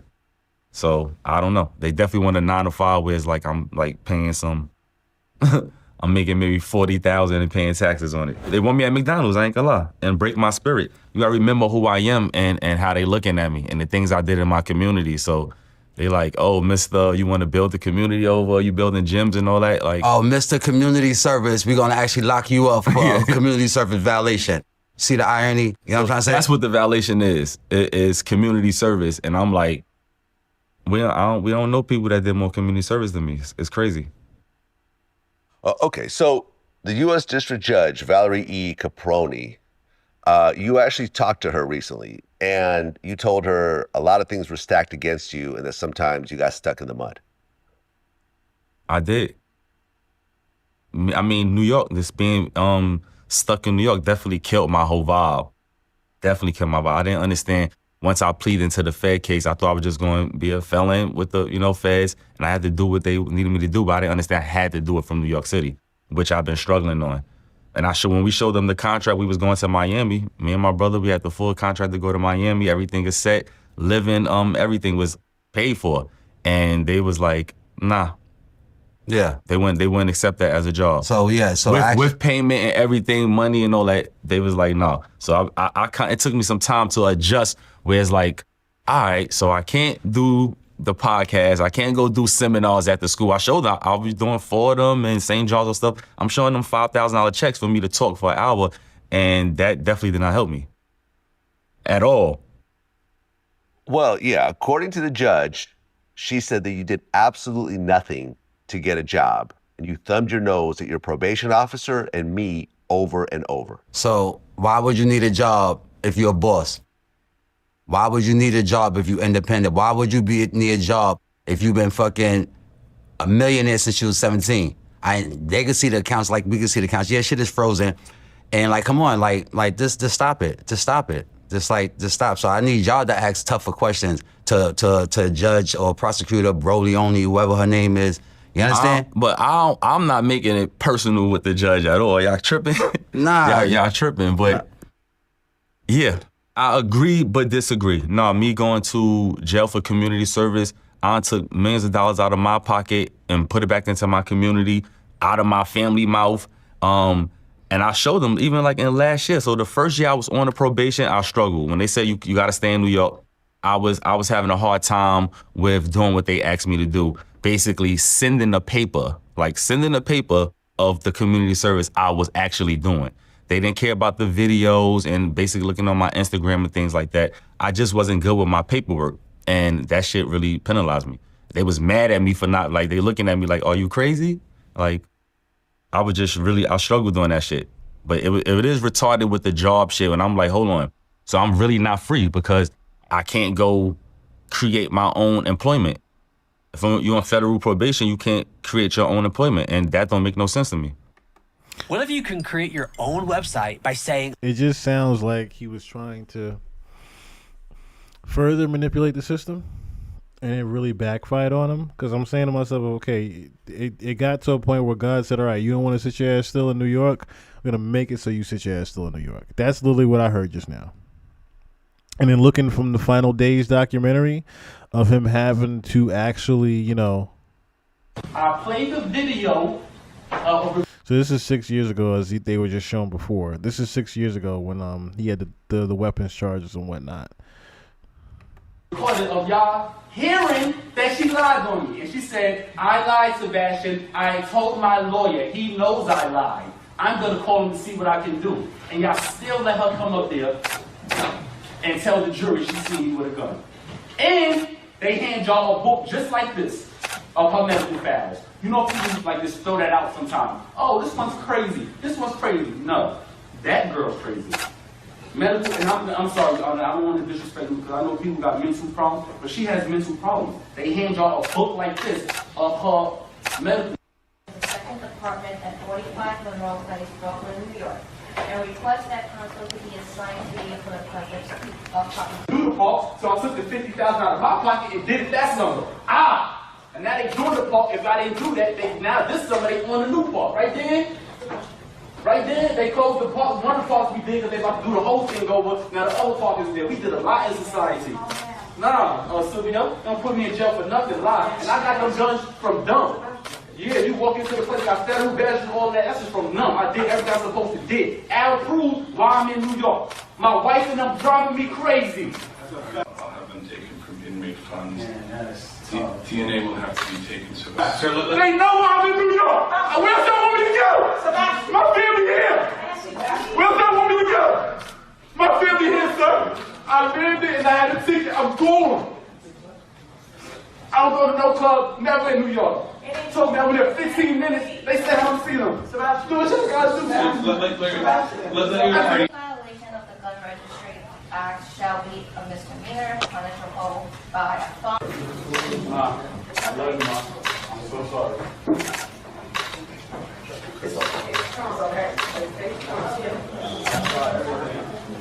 gonna watch it be live. He had no reason to bring out that car and go over there.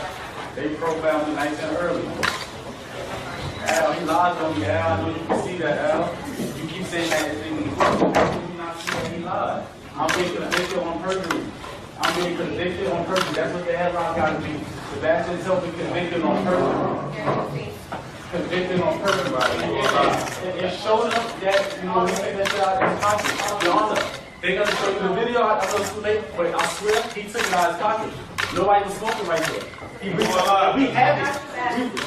We really have it in our pocket. When you see him, look, when you see him before he go in, he got his hand like this. We never figure out what was it.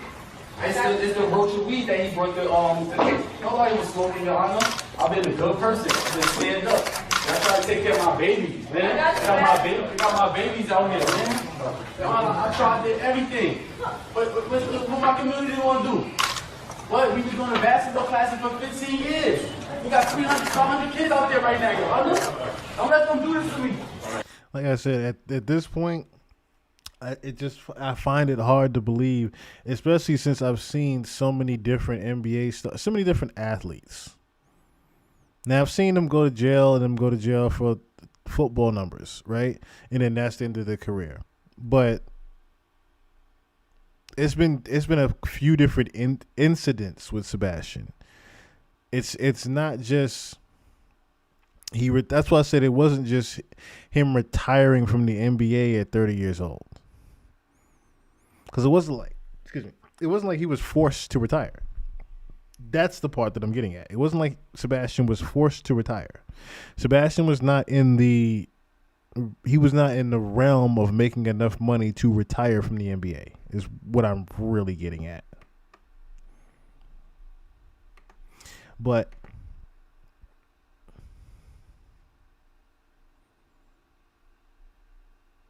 I don't even want to look at this.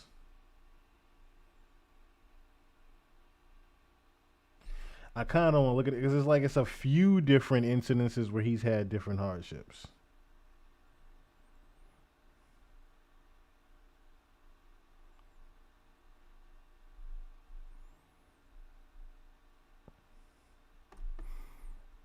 I mean, we could hear about this particular scenario here real quick because this is the most important one, I guess, right? Is what necessarily led to the charges.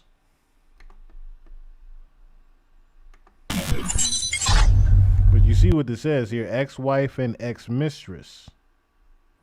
So you were definitely cheating. Well, I remember the documentary, they showed how you became New York City's all-time top scorer. You still have that title? No, Lance is the #1 scorer now. Oh, Lance beat it? Okay. We set the bar. Okay.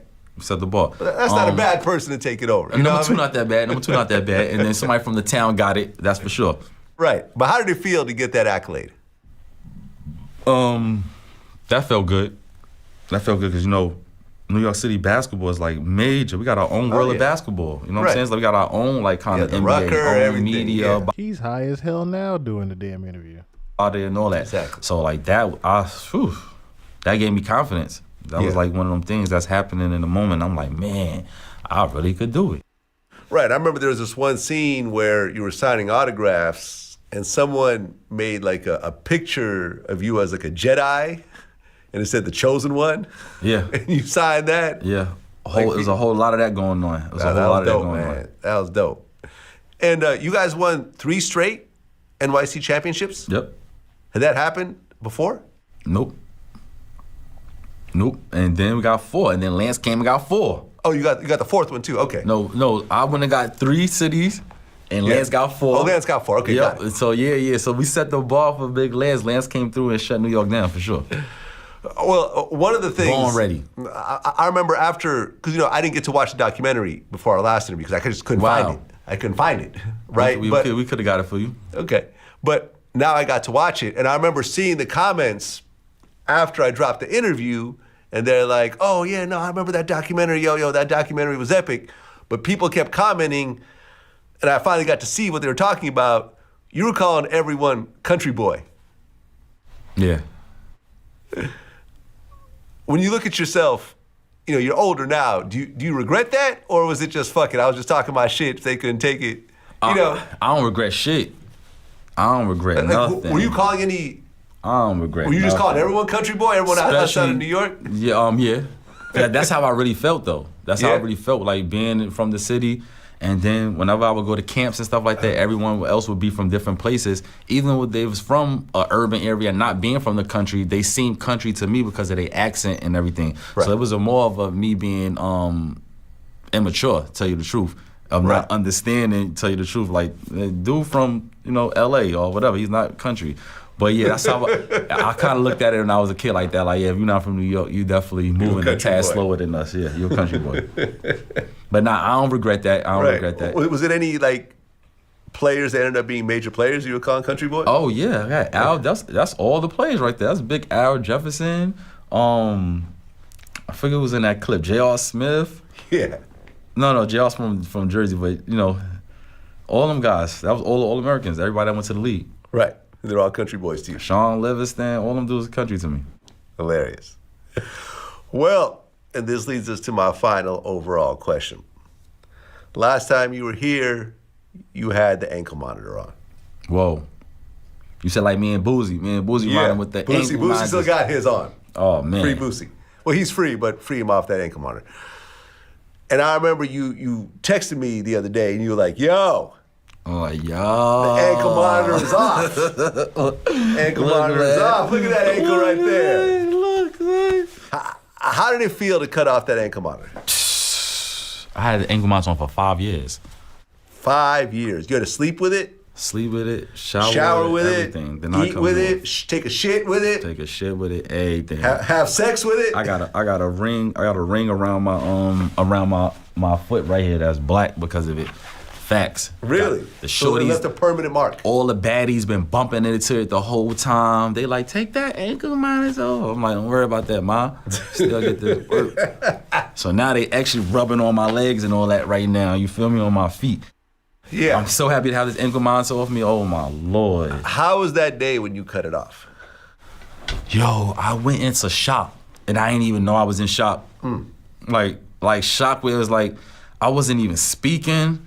Like I was just like, kind of like, oh shit. Like, and then when I woke up the next day, I just felt like I slept for 100 hours. I just felt like a new person. I kept envisioning like, well, what I'm gonna feel like when I get this damn ankle monitor off of me. And now I know what it feel like, bro. 5 years. I know Rick Ross had his on for 3 years. And at first I was like, man, after a year and a half, like, it's too long. And I seen Ross, he was like, his shit had it for 3 years. So I'm like, all right, now I have mine for 5 years. I'm glad that shit is over. Lying ass, I mean. So, you actually had the footage from your arrest. Yep. Describe to me what the footage shows. Yo, my arrest in 2017 will have people pissed the fuck off. Tell you the truth. You know what I'm saying? Yeah, We're talking about 2 years, just 2 years after he retired from the NBA. Police doing their job, whatever, right? But now I was lied on. Cause you know, everyone says the cops lied on them. Everybody say that. Everybody say the cop lied. But when you get a cop up there and they say one thing on that statement, and then you get a video showing another, it's bad for business, man. And I don't even take it personal with them at this point, Vlad. Now I don't got no monitor on me and all that. Like my mind, like I completely forgot about them. So are you on probation at all, or are you totally done? They ain't give me probation, nothing. Time served. They're like, done. They was like, get your old black ass out of here. They wanted me away from them. Right. Well, because how much time did you spend in Rikers? Like a week or something? 2 weeks in Rikers. 2 weeks. And you were actually playing basketball in Rikers at one point. I took a couple shots. But they will actually let you play against other players. Nah, I was dolo. I'm famous in jail. They teach you when you famous in jail. You know what you get to be? By your fucking self, which is the worst thing you want to be. You were in PC, right? Yeah. Which is where you should be. You don't want to be in general population. You want to be by yourself, bro? I mean, if it's for a short time, absolutely. No. For 2 weeks, yeah. I'd rather be in PC than general population for 2 weeks. Because you don't know what the hell gonna happen in Rikers.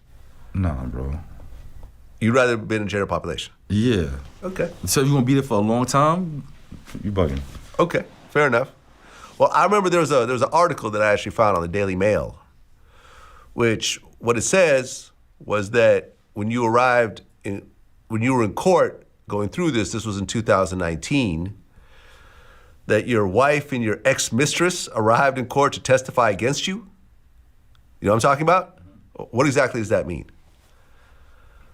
I don't know how the DA got my ex-wife to like cooperate with them. Your ex-wife cooperated against you? The whole time. From the time I got arrested until last Friday. Huh. She cooperated with the police. Why? Between my divorce and the money and my situation. Between wanting to put me in jail and the money. They lied, and they lied to her, and I'm sure she's somewhere looking stupid right now. They lied to her. Yeah, because what he was referring to was that she was going to get some type of lump sum of money of his based upon that arrest, and that ended up never happening. It just ended up being his life getting ruined and him going to jail.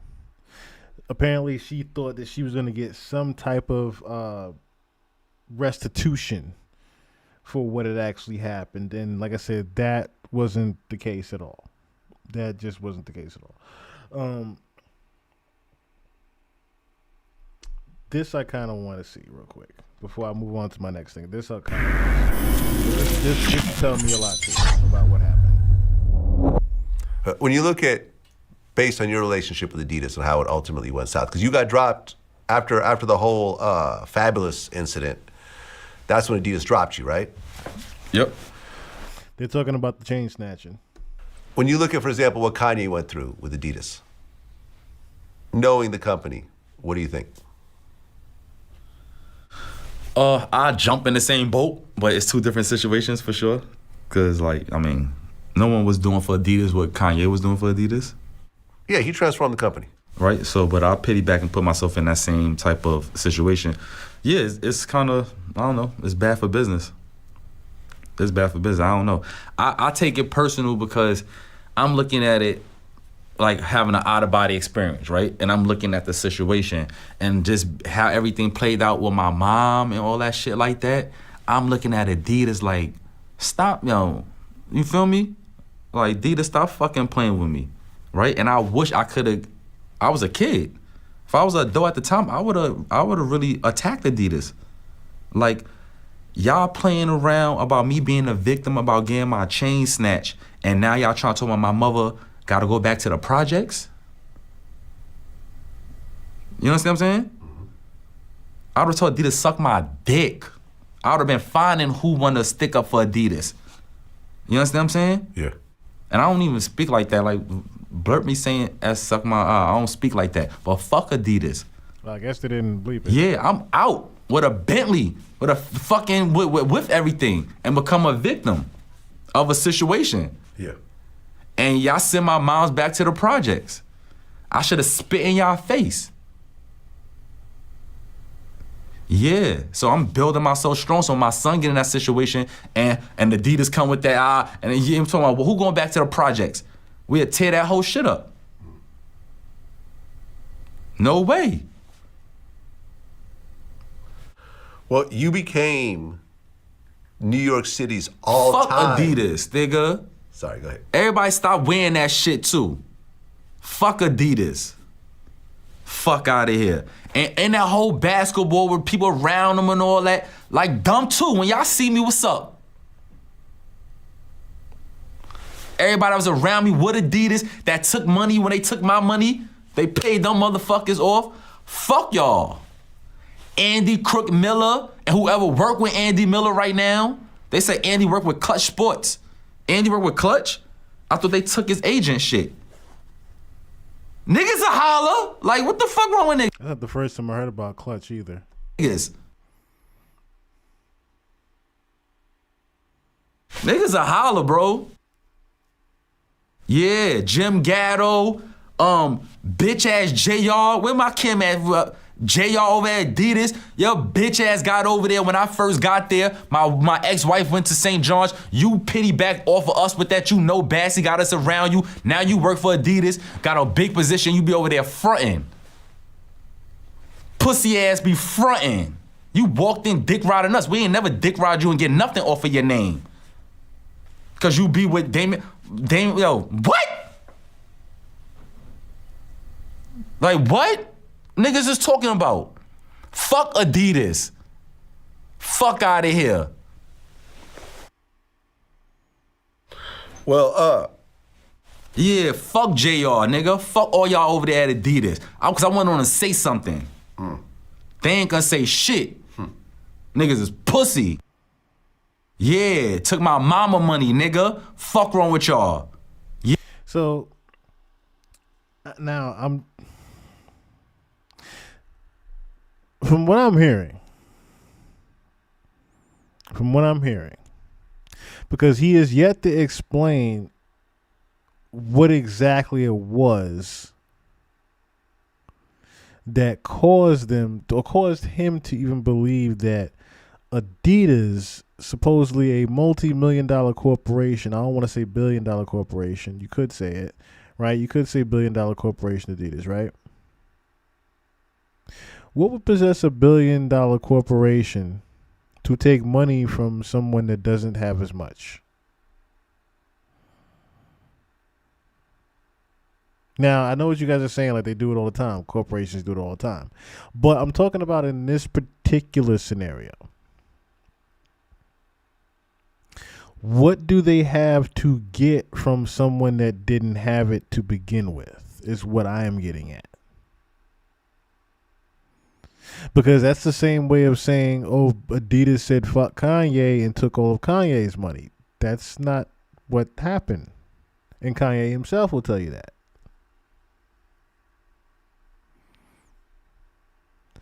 Because we all know in the public eye what happened with Kanye's situation.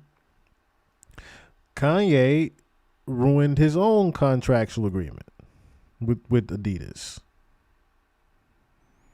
by doing what he did and jumping off the roof with his antics, right? So I'm asking myself now, what did Sebastian do to where Adidas said, hey, we don't necessarily need your business anymore and we're going to go elsewhere? Was it the gun charges? Was it other things? That's what I'm getting at here. Because Adidas isn't going to say fuck Sebastian Telfair, other than the fact that we don't necessarily need Sebastian Telfair. Number one, we're talking about a retired NBA star, so I don't necessarily know when the Adidas deal was. But this is why I said before in the very beginning, at 30 years old, you know, I don't necessarily think retiring with a couple $1 million at 30 years old was the best idea. Because again, like I said, this shows the financial security of things where you just were not listening. Even if someone was to give you the advice of say, hey, play for a little bit longer, do this, that, and the third, so we can set you up to do this, that, and the third after you retire. I don't think those conversations were necessarily had with Sebastian. Either that or he just didn't listen. Because this definitely sounds like I said, I could be wrong, but this definitely sounds like someone who just doesn't like to listen. Yeah, my mama money. Yeah, that money's supposed to be for my mama, Vad. Yeah. So nobody from the corporate world can say, oh, no clause in the... Yo, yeah, I smacked the shit out of you talking about a clause in a fucking contract when it's money supposed to be for my mother, nigga. Fuck is y'all talking about? It's fucked up. Yeah, they ain't take John Morant money, right? No, he still has a deal. Matter of fact, there's a new yoga pant that he's promoting. It makes no excuse for them to take the money, only because they was able to. Yeah. But they did the same thing with Gilbert Arenas. And remember that whole And I situation? see Gilbert back with Adidas, so I don't know what conversation or who, you know what I'm saying? Clutch Sports, as you just said, is why Gilbert is back with them. Clutch Sports. Same Clutch Sports hoodie we saw, I believe, Chauncey Billups wearing. So of course, if you read between the lines, there are some crooked things that go on, of course, behind the scenes. But even what he's getting at right now, saying that there was no, I'll smack the shit. She's talking about some contractual clause. This sounds like someone again that just didn't necessarily either read the contract or got into a point where they didn't necessarily realize that Adidas was going to be moving in a different direction without you. And wasn't in 2015, because now it sounds like Adidas didn't necessarily take your money. It sounds like you weren't supposed to retire at a certain point. I should say you weren't supposed to retire this early with your own shoe. What they got going on over there, how is that? And not that I care, because they could do that. Yeah. And if you with them, fuck Gilbert too. Niggas know my vibe. Niggas know the vibe, Vlad. Gilbert actually is back with the Adidas. Yeah, You're right. but what? That shit ain't nothing. That shit is corny. Niggas be looking plain as fuck. I'll be watching them with that corny ass Adidas shit on. That's why I had to spend $500,000 in Louis Vuitton store while I was in the NBA. Cause that Adidas shit is no fucking frill. And you look like a fucking clown when you got that Adidas shit on. Spent $500,000 in Louis Vuitton while having an Adidas deal. I rest my case. Yeah, fuck Adidas, nigga. John Morant, same thing. The next week with the gun, put another one in their face. They ain't taking his mama money.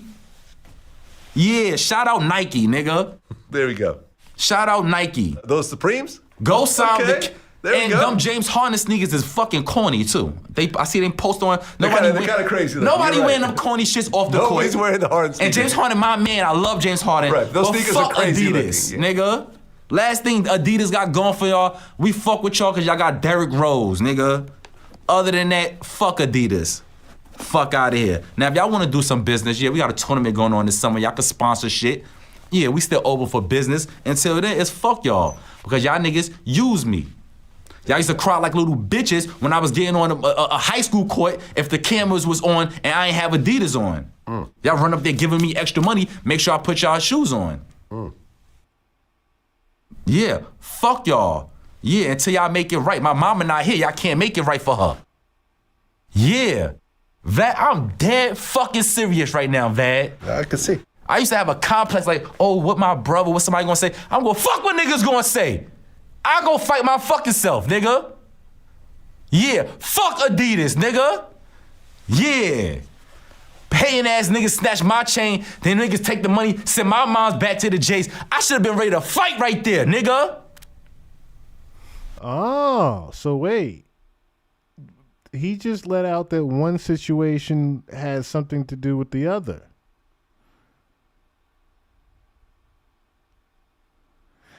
I do remember. Okay, so now I might have to look at that just real quick with the Rockefeller chain snatching. Facts! Yeah, texting JR, you should see how niggas acting like, I'm like, oh, word? I'm shutting up, so I gotta do, you already know. We see me working, Vlad. You see me working, I gotta shut up. I'm gonna be back in LA, and I'm gonna be looking them in their eyes like this, like. Well, we talked about this last time. Remember, I said, how come you didn't lawyer up and sue? And you were like, well, I didn't know back then you could do that. But in retrospect, that's what you should have done, right? It was too much shit going on, bro. Adidas supposed to be on our side. They on, like, lawyer up against the people that's on your side. Yeah. But if they're dropping the deal, then you got to lawyer up. It shouldn't have been no deal to drop, bro. I agree. Shouldn't I'm have been not arguing with you. No but in deal to retrospect, drop. In retrospect, if you would have lawyered up, you could have potentially kept the deal. Not or you could have gotten a big bag on the way out, right? He just said it, though. He just said it himself. It shouldn't have been no deal to drop. Sebastian Telfair shouldn't have been getting a sneaker deal while he's retired. Or should I say even on the thought of retirement. At the end of the day, that is, I don't even necessarily know whose downfall that one is, or should I say who to blame on that one. But that, like I said, is the reason why he's even the way he is right now, as far as talking about it like that. Now, here's my whole thing, right? I can't, like I said, I just don't see a scenario to where Adidas is just going to say, fuck Sebastian Telfair and his mother. I just don't see that scenario. I see them saying, fuck Sebastian Telfair because of how Sebastian Telfair is treating his business. But I don't see Adidas saying fuck Sebastian Telfair's mother and sending him back to the projects. I don't necessarily see that scenario that he's painting. Fuck Adidas.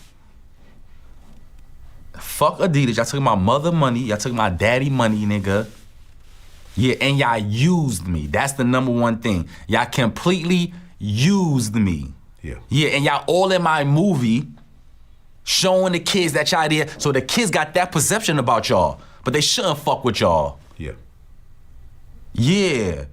2 times. John Morant in the club with the fucking gun. Not to put him in it. The next day, so I got another one. Right. And still got a Nike deal.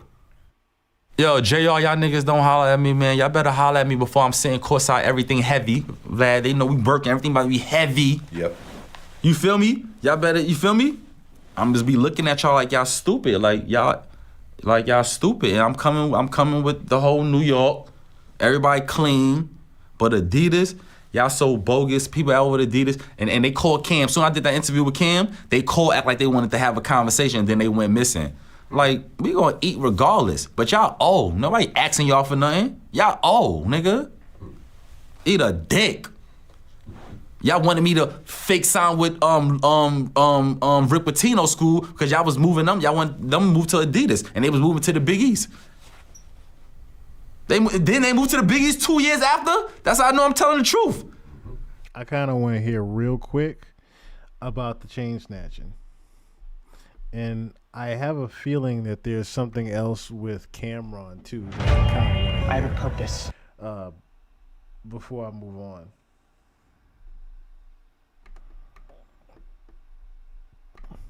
These older, which I guess you shouldn't have even been at because you're investing in Philippe Chow's. You should be at Philippe Chow's instead. But you're hanging out at Justin's, which is Diddy's old restaurant, and someone snatches your chain. It was a Rockefeller chain? Yep. Why it has to be anything with Diddy where someone's chain gets snatched? Okay. What happens? Somebody snatched my chain. It was like, and he up. Nah, I don't know. But it wasn't like an armed robbery. It was like someone just grabbed it, right? Yeah. It was somebody just grabbing it, ran off. Right. Type of thing. It was like I had my I was with my ex. My only thing is, and this is where like I said, it gets hard to believe with Sebastian Telfair because there's been his side of the story on this. There's been Cam's side of the story on this. There's been a few people different side of the story on this, and all of them have said there was not a situation that he's describing where someone just ran by, took the chain, and left the restaurant. That's far from what happened. My ex-wife at the time, and while I was driving the Flying Spur, and I parked it right in front of Justin's. So I get out. We going in to give us our table. We sitting down. A couple of minutes later, the valet was like, "Oh, they towing the car. You got to move the car." So I get out, move the car, whatever. When I'm coming back in, the kid came off the wall, just shoot, took off. I turned around, looking at him like, nigga, just took off running. Okay, but then a scuffle. How does that sound to y'all? You went out, moved the car. Someone just sitting on the wall just runs by with your this sounds very cartoonish. Someone just runs by with, I don't know, Arnold Schwarzenegger strength. It yanks the chain off of your neck. That chain must have not been durable to begin with. To just yank it and then run. And you, an NBA athlete, does nothing. Regular Joe Schmo on the street, you, the NBA athlete, can't catch a guy that just, or even stop the guy that just snatched your chain. What happened? And I remember I was watching. What scuffle?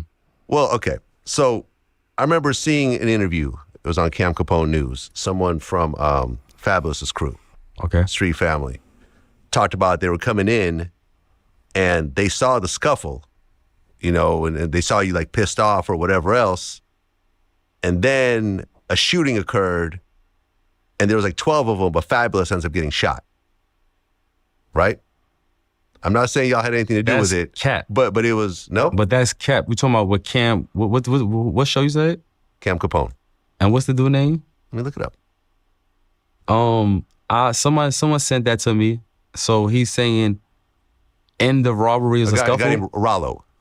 Not Rollo from Atlanta. Rollo, R-A-L-O-W. Facts. Nah. He was the one that took Fabulous to the hospital after he got shot. I don't know about all that, but this it being a scuffle when that happened, that's Cap. I was walking by myself. Okay. And somebody came off the wall and he got 1 foot past me and reached back and snatched my chain and ran. So it wasn't no scuffle. I seen him say something about that, like basically I was held down and robbed at gunpoint like that. Like, nah, it's like. Okay, but then Fabulous gets shot, and then the rumor was like, oh, okay, this was retaliation for the chain snatching from someone from your crew, and it turned into a whole big thing, which from what I understand isn't even true. Yeah, because that's what the newspaper got to do, sell they shit, and then I'm connected to the NBA, so. Of course, that's an easy sell. That's an easy sell. Easy. Right, because and that story, that shit been like kind of holding me back for years. Like I don't care about that. Everyone moved on, doing what they got to do in life. Dudes was much younger. Like nobody cares about that. I was a victim in that situation. Exactly. I already know the streets don't really look at it like that, but I'm a victim in that situation. I'm a multi-millionaire in that situation. Yeah. Feel me? Okay, so real quick, I was just seeing a few different things that are very alarming to today's situation. And then, like I said, I am going to move on from here.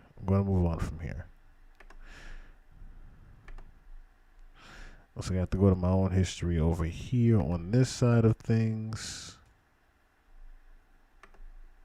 A friend of mine, Gilbert Arenas, got arrested for an illegal gambling operation. Now, he got out the same day, and he said he's I don't know why I did that. He's all good. But what do you think about that whole situation? But I don't think that situation is serious, is it? I think it's something like his name was just on the lease or something like that. You know, Gilbert Arenas got arrested for an illegal gambling operation. Now, he got out the same day, and he said he's snitching, and he's all good. What do you think about that whole situation? But I don't think that situation is serious, is it? I think it's something like his name was just on the lease or something like that. You know, he was renting. There was an illegal gambling operation, and the guy in the middle of it is this Israeli guy who was an organized crime figure from Israel. They said they had this huge gambling operation, and everyone got busted. Now, if convicted, he's facing up to 5 years in federal prison. He going to jail. He going to jail. Who going to jail? Gil?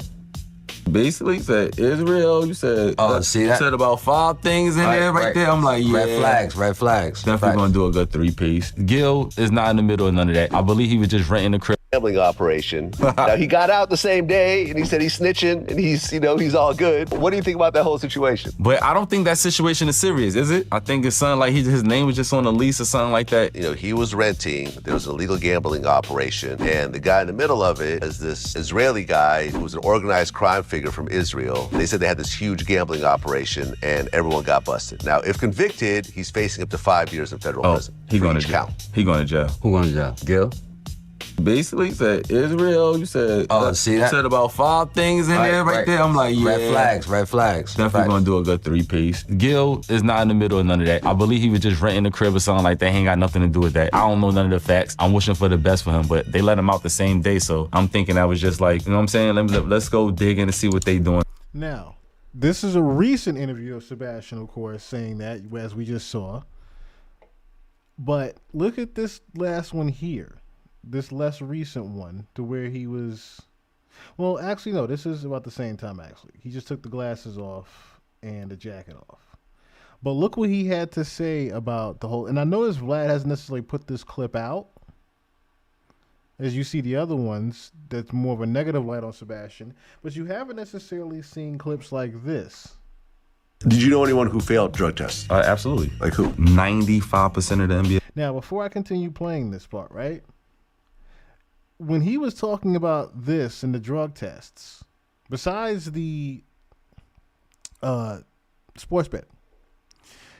The only thing I can think of is what I did with the documentary for Kobe Bryant and said, well, that's the real reason they killed Kobe, is because he was about to uncover the failed drug tests and how they were pretty much boosting a lot of these stars just so they can supposedly play longer or play better and things like that. But they were literally testing unregulated drugs on these particular NBA players. And Kobe was ready to come clean on that truth, and that's when they killed him. It wasn't just he was battling Big Pharma. He was about to expose what Big Pharma was doing in the NBA. Did you know anyone who failed drug tests? Absolutely. Like who? 95% of the NBA were failing drug tests. Really? I would say 80% of players failed a drug test before, for sure. Really? Well, what were they on? Bud, marijuana.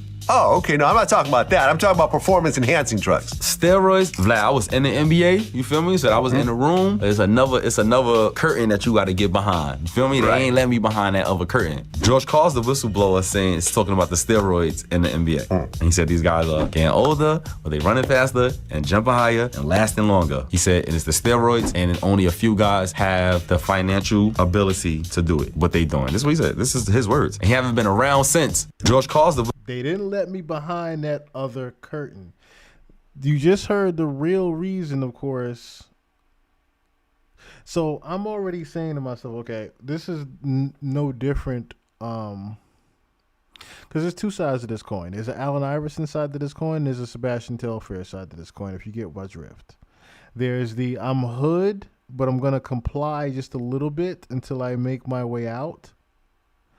And then I'm going to stay in the good graces a bit. So that's the thing. Allen Iverson is fortunate enough to have the people that he's had around him, whereas the Sebastian Telfair is not. Allen Iverson was humbled quite a few times in the NBA throughout his career, whereas Sebastian Telfair just decided to say, fuck the NBA, and he left. That's literally what happened with Sebastian Telfair. Whereas, like I said, one decided to stay around the good graces of the NBA, do the autograph signings, be here, be there, do the Hall of Fame thing and all that. One decided to say, I'm a hood nigga, fuck y'all, I'm going to do me and do my own thing. It's literally the end all be all to that. And that's why you heard Sebastian say out of the mouth, there was a different curtain that they were behind that I wasn't allowed, but he knew about certain things that were going on.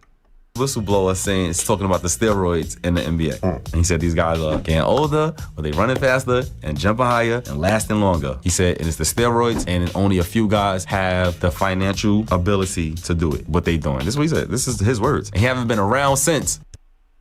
So that brings me to this last clip here of Steven Jackson talking about Sebastian Telfair. And like I said, then we'll move on a little bit. Hey man, to all the athletes that might go through hard times, the career don't go the way they want to go, just don't be Sebastian Telfair, dog. Okay? Don't be him. So anxious and so greedy to have some attention that he just walking around saying anything. On our show, talking about Chris Paul and everybody. Now he going to saying stuff about Kobe. Like, bro, come on, bro. Come on, bro. Like, what are you gaining from that? What type of attention you think you gaining from that, bro? But you can't be mad at people for the mistakes you made, for the decisions you made, all right? Do not be Sebastian Telfair. Hey, man, to all the athletes that might go through hard times. That's coming from somebody, of course, I'm not going to say was not only smart with their money, but like I said, stayed in good graces of the NBA. And I think the reason why a lot of these guys were able to, quote unquote, stay in the graces of the NBA is because they kept quiet about things. They just kept quiet about the ins and outs of certain things, whereas Sebastian Telfair did not. Sebastian Telfair didn't necessarily, come from an upbringing in the way that allowed him to even do that. So I could already see, like I said, what happened here. It's the hood nigga syndrome, to where Sebastian Telfair wasn't going to try to fit in with the NBA. Whereas you have other celebrities and other superstars and athletes, they want to comply with what was going on. They knew about certain things, the sports betting, the steroids. They knew about all the games that were rigged ahead of time and scripted. These guys knew about all that stuff, but they didn't necessarily care because the NBA was still paying them to keep quiet about these things. And like I said, certain people got behind certain curtains and still kept their mouth shut. Whereas a Sebastian Telfair would not. Not to say one's good and better than the other, of course, because I know right from wrong. I would still be blabbing my mouth, but of course that's why I'm even in the shoe that I'm in on YouTube. Because I choose not to say the politically correct thing. Once again, if you guys would like to donate or help me out, it doesn't have to be $10, $20. It doesn't have to be even $15. If you guys want to donate $2 or $5 to the Cash App, it is right there on the left-hand side of your screen. If you want to use PayPal, if you want to use Cash App, I have PayPal as well if you want to use PayPal. But like I said, it would always go to a good cause. As you guys have seen before, what it went to, little things like the microphone, like the background, the place I'm in now, it like I said, it always goes a long way if you were to donate and help out with the podcast.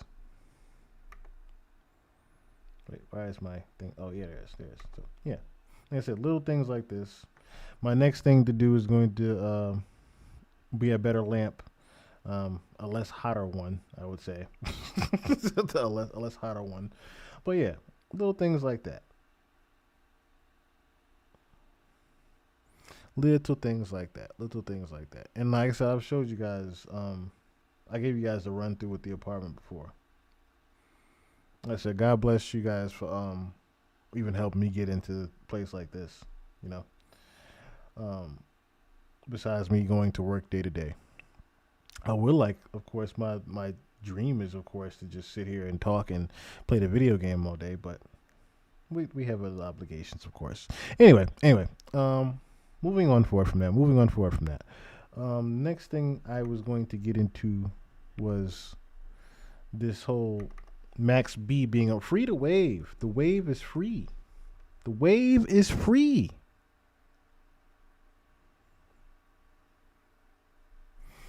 The wave is free.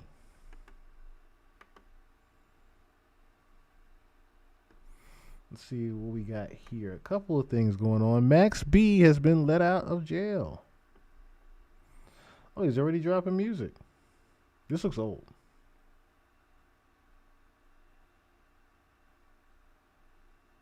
This looks like old Begavell footage. This doesn't look like new. It says 8 hours ago, but it doesn't look new.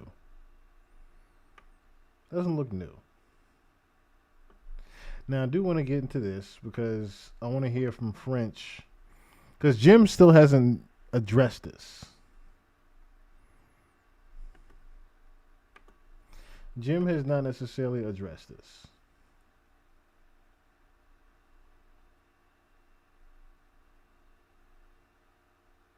Perfect. Okay. Perfect. Okay.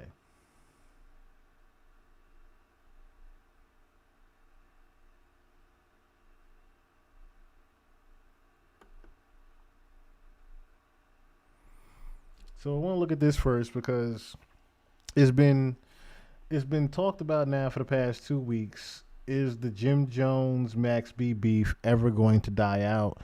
And both sides have already said no.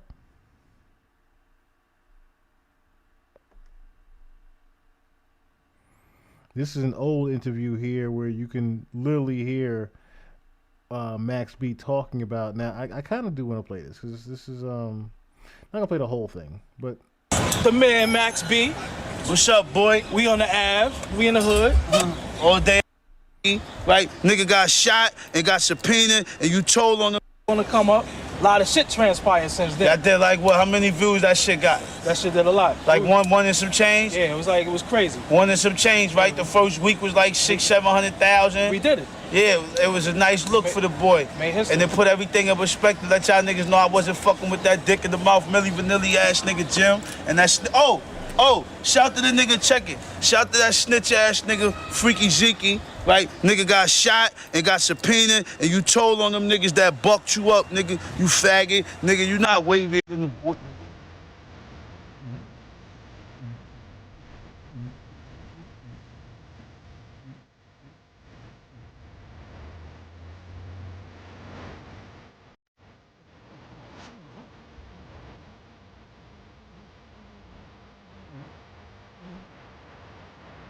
Boss Dog Bigger Val, man. It's my season, man. Fuck with your boy, man.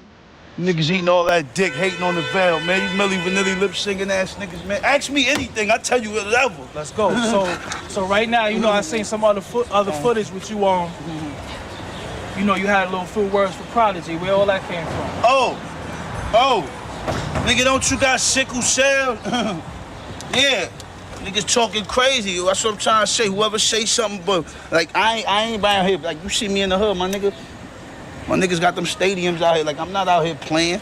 I don't make rap money. I ain't no shit. I can't even do official rap album. This nigga holding me back, so I gotta do other means. But a lot of these niggas hating on the game, man. You know what I'm saying? A lot of these niggas talking all crazy about the Val, and you know, I'm a good guy, man. I listen to everybody. I be chilling. You know what I'm saying? For niggas to be coming out. Coming out they mouth with my name, like, you know, that's just some. So why you feel like it seems like you a target right now, like everybody? Cause I'm hot. These niggas on my dick, they want attention, man. You know, all the attention is coming to me, and I'm not even asking for it. And niggas just want to just cling on, like, you know what I'm saying? First niggas was screaming Wavy and Al, now niggas like, and now everybody want this. Well, come and fuck with Bigger Val if you want. Watch out to see how I end you niggas' career. I don't play. I'm ending niggas' careers, man. But before that, you and Prodigy never had a problem. I don't even know that nigga, dog. I don't be knowing these rapper niggas, man. That nigga run around with sickle cells. I don't be playing with these niggas, man. Sickle cells ass nigga. So playing with these skinny niggas, man. Nigga like 130 pounds, man. Don't play with me, man. Soaking wet, nigga. So right now, I want you to tell the people about the project. I know you're working with the boy Grease. Let people know what you got going on with him. Man, I worked with Grease already. We still working together. Me and Grease got albums to come, man. Me and Grease is tied in for life. That's my brother now, man. All y'all producing niggas, man. Like, chalk it the fuck up, man. Shout to Young Los, man. The rest of y'all producing niggas, man, chalk it up, man. Y'all not wavier than Grease, man. None of y'all niggas. They actually never been. All y'all niggas is overpaid and overpriced. My nigga wavy. We know we ask Grease so quick. Grease always go in. He don't invite his tongue for nobody. Hey, so I'm just gonna ask Grease right quick. For those that don't know, of course, this is legendary producer Dame Grease, and it's kind of crazy how Dame Grease just fell out of the limelight when Max B went to jail, as if he just wasn't doing business with everybody else, or he got blackballed. I'm going with the fact that I think he got blackballed after Max B went to jail. What it is. With Max having his situations, what make you say, do you feel like you got to take on some of his problems too by producing him, or is that separate? I don't give a fuck about that little faction. Okay. Fuck about that little faction. Talk about niggas that got hammered. Yeah, like I don't hate that little stupid shit. I'll never get on these shit talk about street shit, man, because they always watching. But like, I mean, like, I'm Dame Grease. This is Harlem. This is what it is. And like, you know what I'm saying? Like, a lot of my guys, you know what I'm saying, including the guys that's part in a lot of dudes' crew is my guys. You know what I'm saying? Who Max guys is actually the real dudes who run this Harlem thing from the street level and all that. So, you know, we don't. You're saying a lot of that shit is fake shit. Niggas is fake. That shit fake over there. Niggas man. is fake. A lot of these niggas, man, like my beef now, man, you already know, man. I got beef with the whole Dipset, man. I'm riding on everybody at Dipset, man. You already know, man. From Jewels to motherfucking freaky, whatever the fuck, Zeke, Gargamel, Jim, all them niggas is enemies. Don't nobody ask me about them niggas. I noticed he didn't say Cam, and that's why I pulled up the other clip here of him pulling up on Cam and Mace. So I noticed he didn't necessarily say Cam on this one. Y'all see me, oh yo, what's up with Jim? Man, fuck all them niggas. I don't fuck with none of them niggas. Them niggas under Jim whack. Them niggas ain't getting no money. All them niggas sitting in the studio writing fake ass songs for that nigga. watching that nigga look good. I'm out here making moves. I get money. I keep thousands on me every day. Every time the camera come on me, this is what I'm gonna do. This is the thousands of dollars I'm gonna have on me. And when y'all come back next time, I'm about to trade that shit in and get a silver one with the silver sheets and all that with the big wheels on it, man. I'm not playing with you niggas, man. I'm not getting no money. I'm only doing shows for 2,000. Hypothetically speaking, let's just say I'm doing shows for 2,000. You know how many shows I did already this month? Give him a roundabout number. Man, I'm doing 6-7 shows a month. So what's that, 14, 15 grand a month? That's good for a nigga like me with no album, right? Eat a dick. Fuck out of here. Faggot ass nigga. So as far as that paperwork goes, we don't do paperwork no more. There's no such thing as paperwork. Max, I never have another project. There's no negotiation. I don't want to be friends. I don't care about no negotiation because I'm doing well. I'm doing well. Fuck a negotiation. Fuck Jim. You know, they were saying that you was tied in for 10 hours. Is that like you want to flare that up? Jim got all his music. Okay. I wrote 10 albums for that nigga. He got him in his drive already. I don't owe nothing. Nigga. What I always wondered with Mac's situation was did he know more about the Stack Bundle situation? And that's why he ended up going to jail right when Stack got killed. I always wondered that. He got all his songs already. How you think he...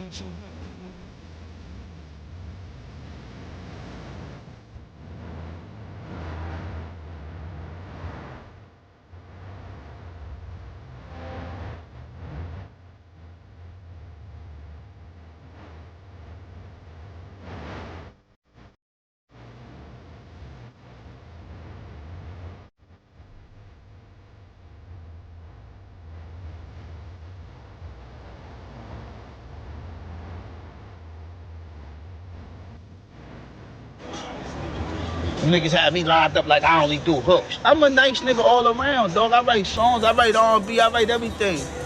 And I look better than them niggas. That's why them niggas don't want me in the front, because I look better than them niggas. And when you look better and get all the bitches, nigga don't want you in the front. Let me ask you something. The last time we did the come up, you was being real political about your situation. You didn't really go into what was going on. It was a while. What transpired? What day made you say, fuck that, I'm just going to air out all my grievances with the situation?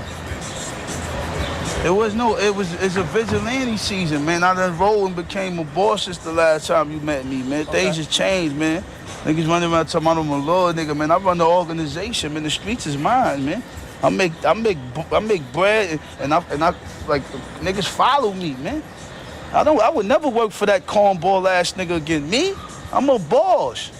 I'm not with that. It's never nothing no more. Like, I look like a boss, I feel like a boss, I taste like a boss, nigga. Max Bigger Val. Fuck out of here, man. So Jim Jones, nigga. Compare the names, nigga. Look, Max Bigger Val. Jim Jones. The fuck out. That shit don't even add up. That nigga not on my level, man. So right now, you shout gangrene a lot. All day, gangrene. Okay, so moving on.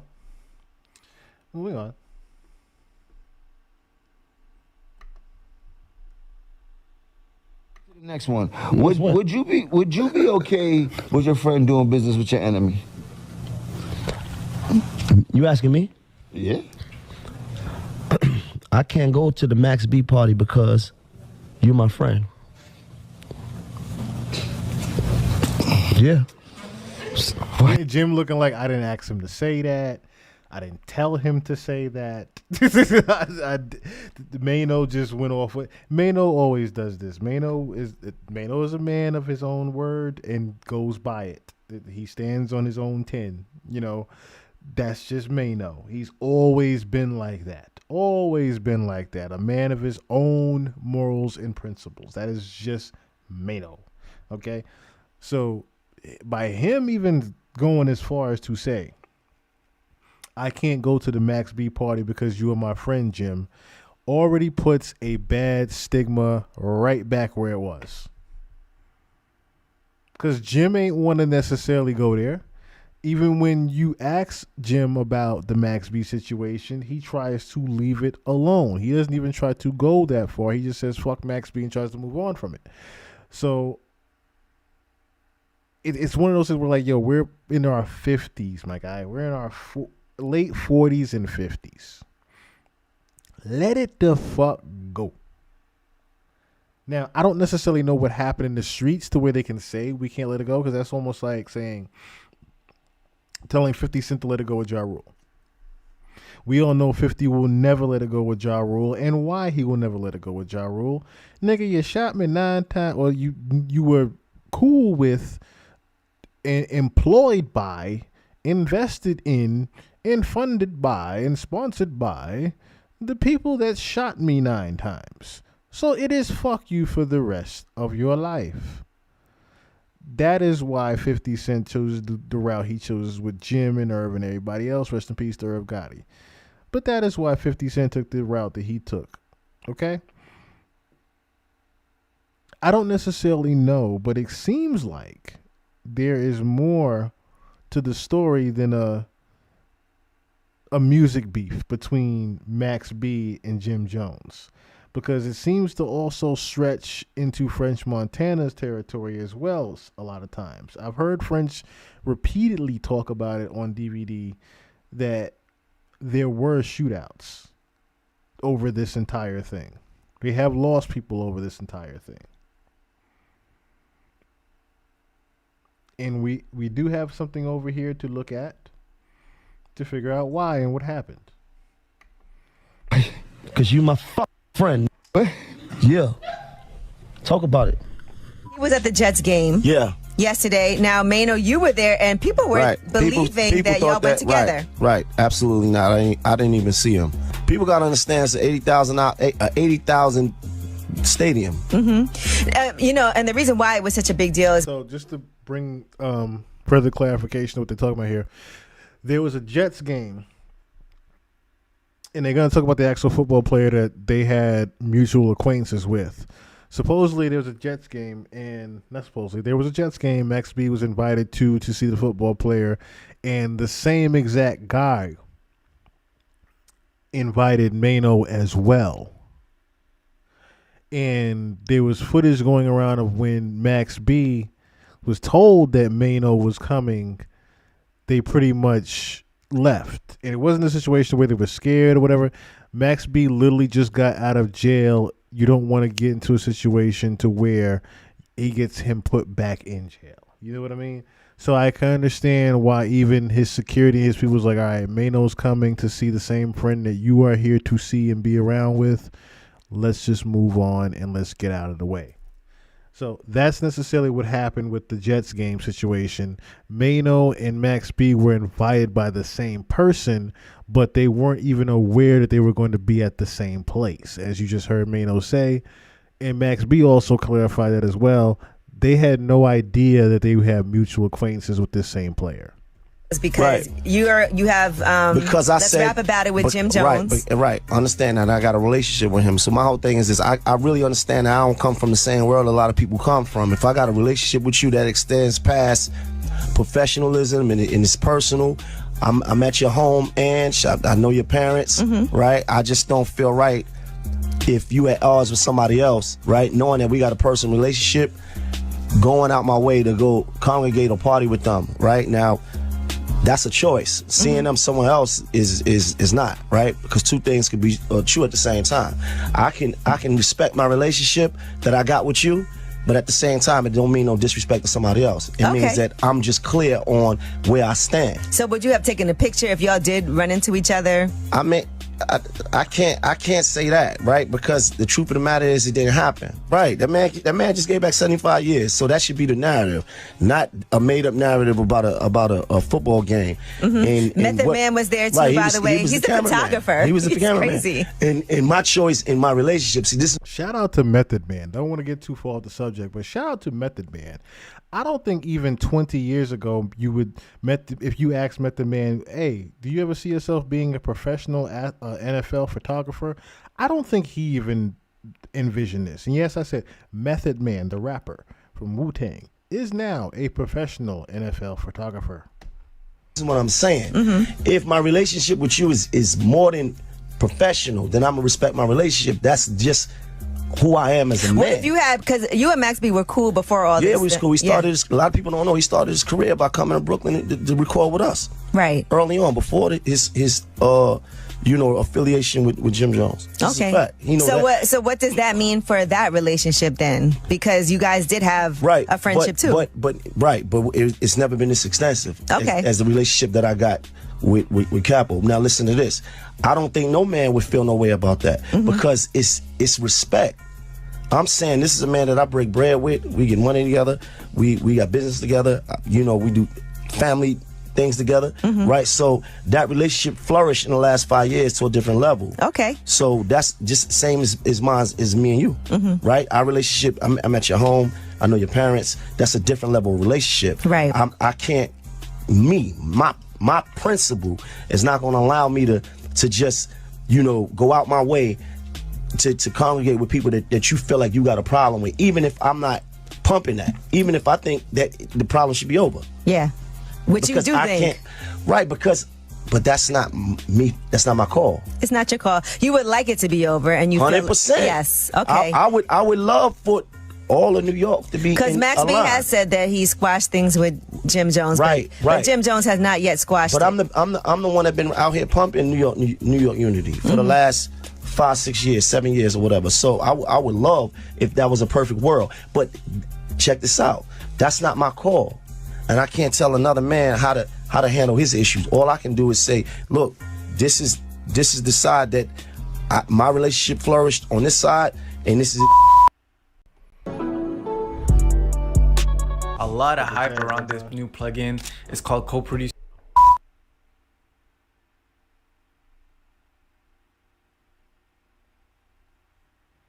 Now, of course, like I said, and the reason why they even put in the headlines here, Dave East seen at Max B dinner party. These are people that, of course, have personal friendships with Jim Jones. But again, I don't think Dave East is going to necessarily. I don't mean to hit that. I don't think Dave East is necessarily going to care about that type of scenario, especially when you're talking about a Dave East that literally grew up listening to Max B, literally grew up like me listening to a Jim Jones and the Dipsets and whatnot. As you see here, I'm trying to think of his name now. This is Switch Beats. I heard some shit about you. I heard some shit about you on the internet. About me too. You know,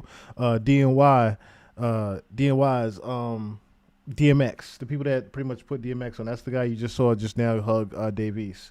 And as you see here, Mano confronts Dave East over Max B being at the dinner party. I don't necessarily think this is a confronting, but I think Max B was just, Mano was joking to Dave East, like, yo, what are you doing at the Max B dinner party? I heard you got kicked. What they say? All the flavors. Got that horsepower, baby. It's a nice bigger valve. I use it myself. What's up, everybody? This is the world. So again, and then you're seeing him at different things like this. Like, remember what I said before, even on the Come Up DVD, you didn't hear him say anything about Cam. You heard him say fuck everybody else except for Cameron. So who's he pull up on?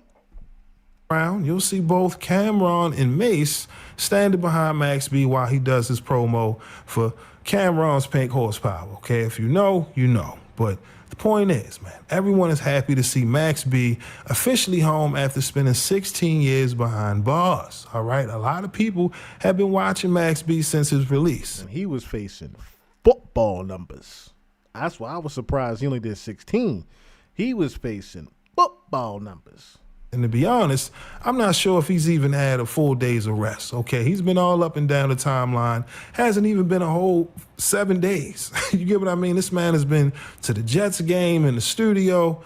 Listen, Max is about his business, okay? But at the same time, everyone is paying attention to everyone supporting, you know what I mean, or pulling up to show their support, right, to Max B, especially if you're riding with Jim Jones. But I got to be real. I think there's a perfect opportunity for history to be made. What do I mean when I say that? Well, remember when Gucci and Jeezy stood on that stage for Versus, right? For one night only. That's a bad example. That is a terrible example. That is a terrible example. Reason why it's a terrible example is because for a good hour and a half to 2 hours, Gucci still continued consistently to diss Jeezy's dead homie. That was the birth of we smoking on that pack tonight. Gucci literally birthed a saying of we smoking on the pack tonight. We smoking on your man's pack tonight. He birthed that. So that's a terrible example. Because Gucci only stood on the side of that man because he was paid to. Number one. Number two, they had to check these two in the parking lot for almost 2 hours before the show started, just to make sure that they weren't going to swing on each other when they saw each other. This is a terrible example. Because to this day, I guarantee you, these two niggas are not doing another So Icy remix together. Imagine if both Jim and Max B could do Ballin' live in NYC. No, definitely not there. And that's the thing. This is why I said there is some, and we have to look at this clip here in a second. There is some underlying, I know it's getting about 2 a.m. here. Some of y'all probably going to sleep and whatnot. There is some underlying shit with these two. You don't think that'll be an epic moment? You get what I'm saying? You don't think history would be made if Jim Jones could put the bullshit to the side for one night? Listen, this is what I want to say. Max B and Jim Jones were two of the biggest rappers from Harlem to blow up in the rap game. But even though they started out cool, ego and jealousy turned them against each other. This is how they went from close homies to starting one of the wildest beefs in rap history. Max B and Jim Jones both grew up in Harlem, which was one of the most dangerous parts of New York at the time. Harlem in the late 80s and 90s was hit hard by the crack epidemic, but it also created tons of hip-hop legends like Big L and Dame Dash. Max B grew up in the Abraham Lincoln Projects in East Harlem. His mom was addicted to crack, and she even served 1.5 years in jail when Max was a kid. So Max was mostly raised by his grandparents in a religious household. Going to church inspired his love for music, and Max started singing in the boys' choir of Harlem. Joining the choir helped him learn how to sing, which is what gave Max B a different style when he hopped in the booth and started rapping. Growing up, Max was also childhood friends with another Harlem legend, Cameron. Cam went to high school at the Manhattan Center for Mathematics with Jim Jones, and that's how Max linked up with him. They shared an interest in music and all wanted to be rappers, but at the same time, they were also heavy in the streets. And before they all blew up, Max B would end up catching the case that put him behind bars before his rap career could ever really take off. In 1997, Max B was arrested for robbery and spent almost 8 years locked up. He was only 18 when he went in and didn't get out until 2005. The same year that Max went to prison, Cam and Jim Jones, along with their homie Freaky Zeke, started a crew called Dipset. Cam was already well known as a rapper in Harlem after being part of a group called Children of the Corn with Big L, Mace, and Cam's cousin Bloodshed. Children of the Corn broke up after Bloodshed was murdered, so Cam linked up with Jim Jones to start Dipset.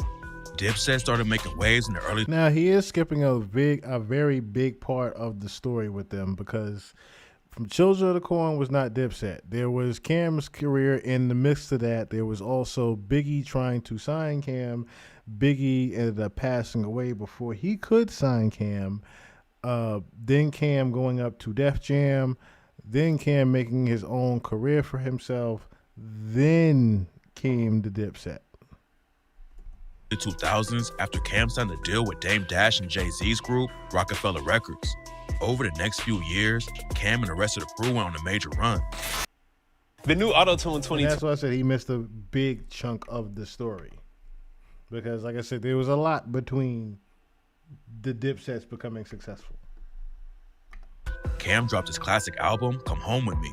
They followed that up with the first Dipset album, Diplomatic Immunity. Then Jim Jones dropped his first project called On My Way to Church.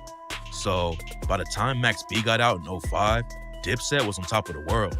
Max wanted to switch up how he moved and focus on his rap career, so he started kicking it with Cam and the rest of Dipset. Max started doing features and ended up on 2 songs from Jim Jones' second project, Harlem, Diary of a Summer. The next year, Max also did the hook for the Cameron song, You Gotta Love It, which was a diss track about Jay-Z. The wild diss and Max's deep singing voice caught people's attention immediately, and suddenly everyone was talking about Max B. The same year, Max also dropped his first mixtape, $1 Million Baby. Around that time, Jim Jones also started his own label and spin-off group called Bird Gang. Jim Jones invited Max B to be a member, along with another Dipset affiliate named Stack Bundles. Max worked on Bird Gang's first mixtape, M.O.B., and also appeared on Jim Jones' next mixtape, The 7 Day Theory. Max B not only had the musical talent, but he also had the street cred after serving close to 8 years in prison. So it seemed like Max B was about to be the next Dipset member to blow up. But just when he was starting to gain momentum, Max caught another case that would eventually take him off the streets for good. On September 29, 2006, Max was arrested and charged with murder and conspiracy to commit robbery after police accused him of being the mastermind in a wild heist gone wrong. In 2005, Max met a woman named Gina Conway at a Jim Jones show in Myrtle Beach. Gina was a huge Dipset fan and wanted to get backstage to meet Juelz and Cameron. But when she found out they weren't there, Gina started kicking it with Max B instead. They ended up dating, and Gina moved in with Max in the Bronx, where she worked at a strip club while Max was grinding with his rap career. But the relationship was pretty toxic. Gina was a prostitute, and Max was hooking up with multiple women at the same time. They kept breaking up, and Gina eventually moved back down south, only for Max to convince her to come back to New York. One time, Gina came back and found Max living with another woman who was pregnant with his baby. Somehow, Gina ended up moving in with Max's brother, Mike, and went back to stripping. The whole story was pretty messed up, but things were about to get even crazier. While Gina was stripping in the club, she met a dude named Alan J. Plowden. Jay would always pull up to the club in a brand new white Mercedes with tons of money in the back. One night, Jay started talking to Gina after Max blew her off, and they started hanging out.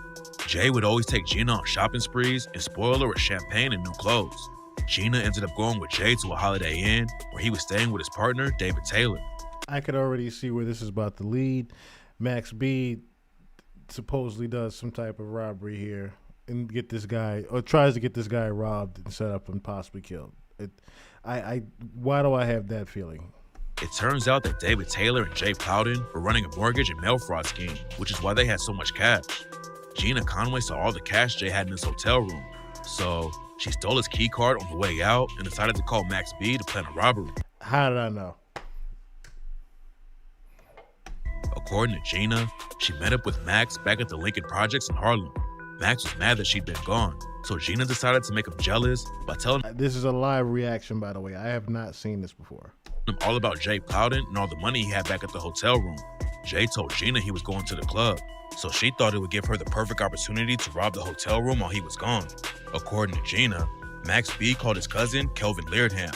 Max told Gina that if she took Kelvin to the hotel room to take the money, he'd love her forever. So Gina and Kelvin went back to the Holiday Inn, but when they got there, they found Jay in the room with another woman named Giselle Neves. In another wild twist, Giselle Neves was also there to rob Jay Plowden. Giselle saw Jay in his new Mercedes. Now that's just craziness. So not only is Max planning to rob him, but then there's another girl there that's also trying to set him up. My goodness, this is why people just work regular 9-to-5s. And planned to go back to his hotel room to steal the keys. But before she had the chance, Gina and Kelvin burst into the room. Kelvin and Gina tied up Jay and Giselle and started trashing the room looking for the cash. They couldn't find enough money, so Gina demanded Jay call his partner David Taylor. You didn't even know where the money was before you beat them up and robbed them?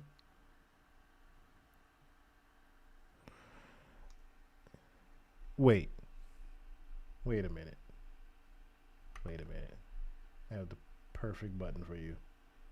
You mean to tell me that you idiots went in there and had, before you had no idea where the money was? So y'all just went off on a limb trying to rob somebody and had no clue that if he even had money on him at the time? How do you set up a robbery? Wait, this was perplexing me.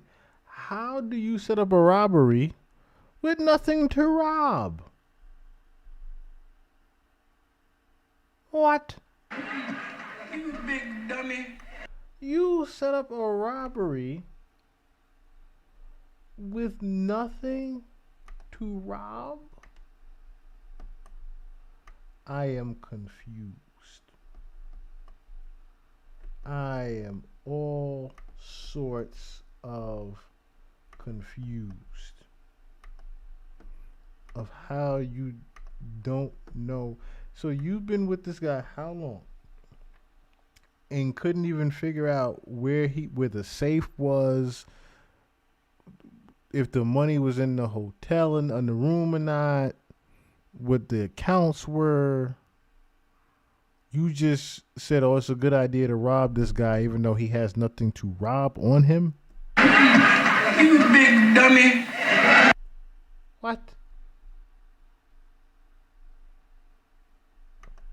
I am all confused. Taylor. David was sleeping on another floor and came down when Jay called him. As soon as David came into the room, Kelvin pointed a gun in his face and they started fighting. During the struggle, David ended up getting shot in the head and died. Gina and Kelvin got away with $30,000 in cash. But it didn't take long for the police to track them down and find out that Gina still had Jay Plowden's laptop. And as soon as they arrested her, Gina started talking. She claimed Kelvin was the one who shot David Taylor and that Max B was the one who set it all up. Max was immediately arrested for murder and robbery charges and held on a $2 million bail. But Max couldn't afford to pay the bail, so he was forced to sit in jail. While he was behind bars, Max's music career continued to go up. Before he went in, he recorded a few tracks for Jim Jones' third album, Hustler's Poem, which dropped in November of '06.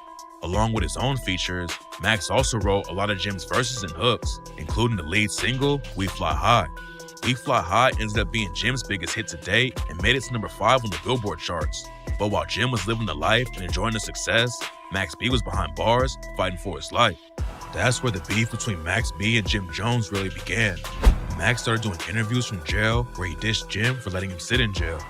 Max claimed that he not only wrote We Fly High, but that he also wrote all of Jim's most popular songs since they first met. Max B also said that Jim Jones owed him credit for all his success, but wouldn't even help pay his bail. Jim later brushed it off in interviews and claimed that Max was over-exaggerating about how much he wrote. While he was locked up, Max B kept feeding the streets and dropped 2 more mixtapes, Public Domain, $1 Million Baby Radio. Tracks with catchy drum sequences have been going viral recently. That part I do remember vaguely of the beginnings of the beef and the different interviews of those two and the I wrote this, I wrote that, and I wrote this, and I wrote that. And that's when the rumor came about with Stack Bundles, because the rumor was that Jim Jones stole Stack Bundles' style, and that pretty much it was Max B and Stack Bundles that even gave Jim Jones what he looks like, his whole persona, things like that. It was literally those two. So, and then of course you see what happened to Stack. And I think that's another thing, that's another underlying part of this story that I don't think anybody's ever going to get to, is how much of a part did Max and Stack play in the actual career of Jim Jones? Because like I said, that was one of the biggest talks of that whole thing, was that, oh, Jim just gets his swag from Stack and Max B makes the records that Jim Jones raps on. That's literally what the talk was. And if you look at how Stack Bundles, if you know what I'm talking about from back then, if you know who Stack Bundles is, you literally could see the resemblance in Stack Bundles and Jim Jones. Like if I put it side by side here, even for people that never seen or heard of a Stack Bundles, that's Stack Bundles.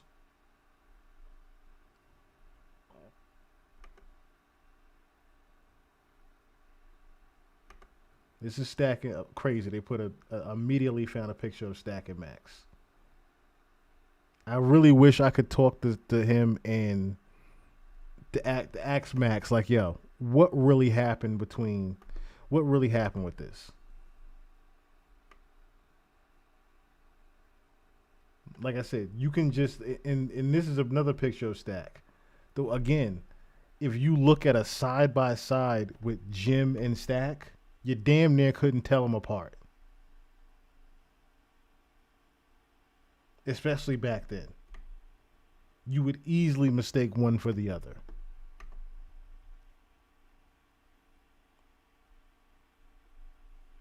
Look at this.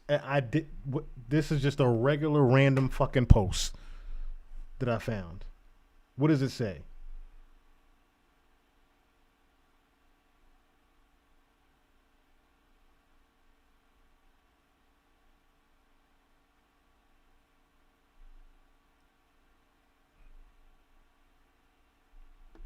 Like, there was so many people. Now I don't really care what the top of that says.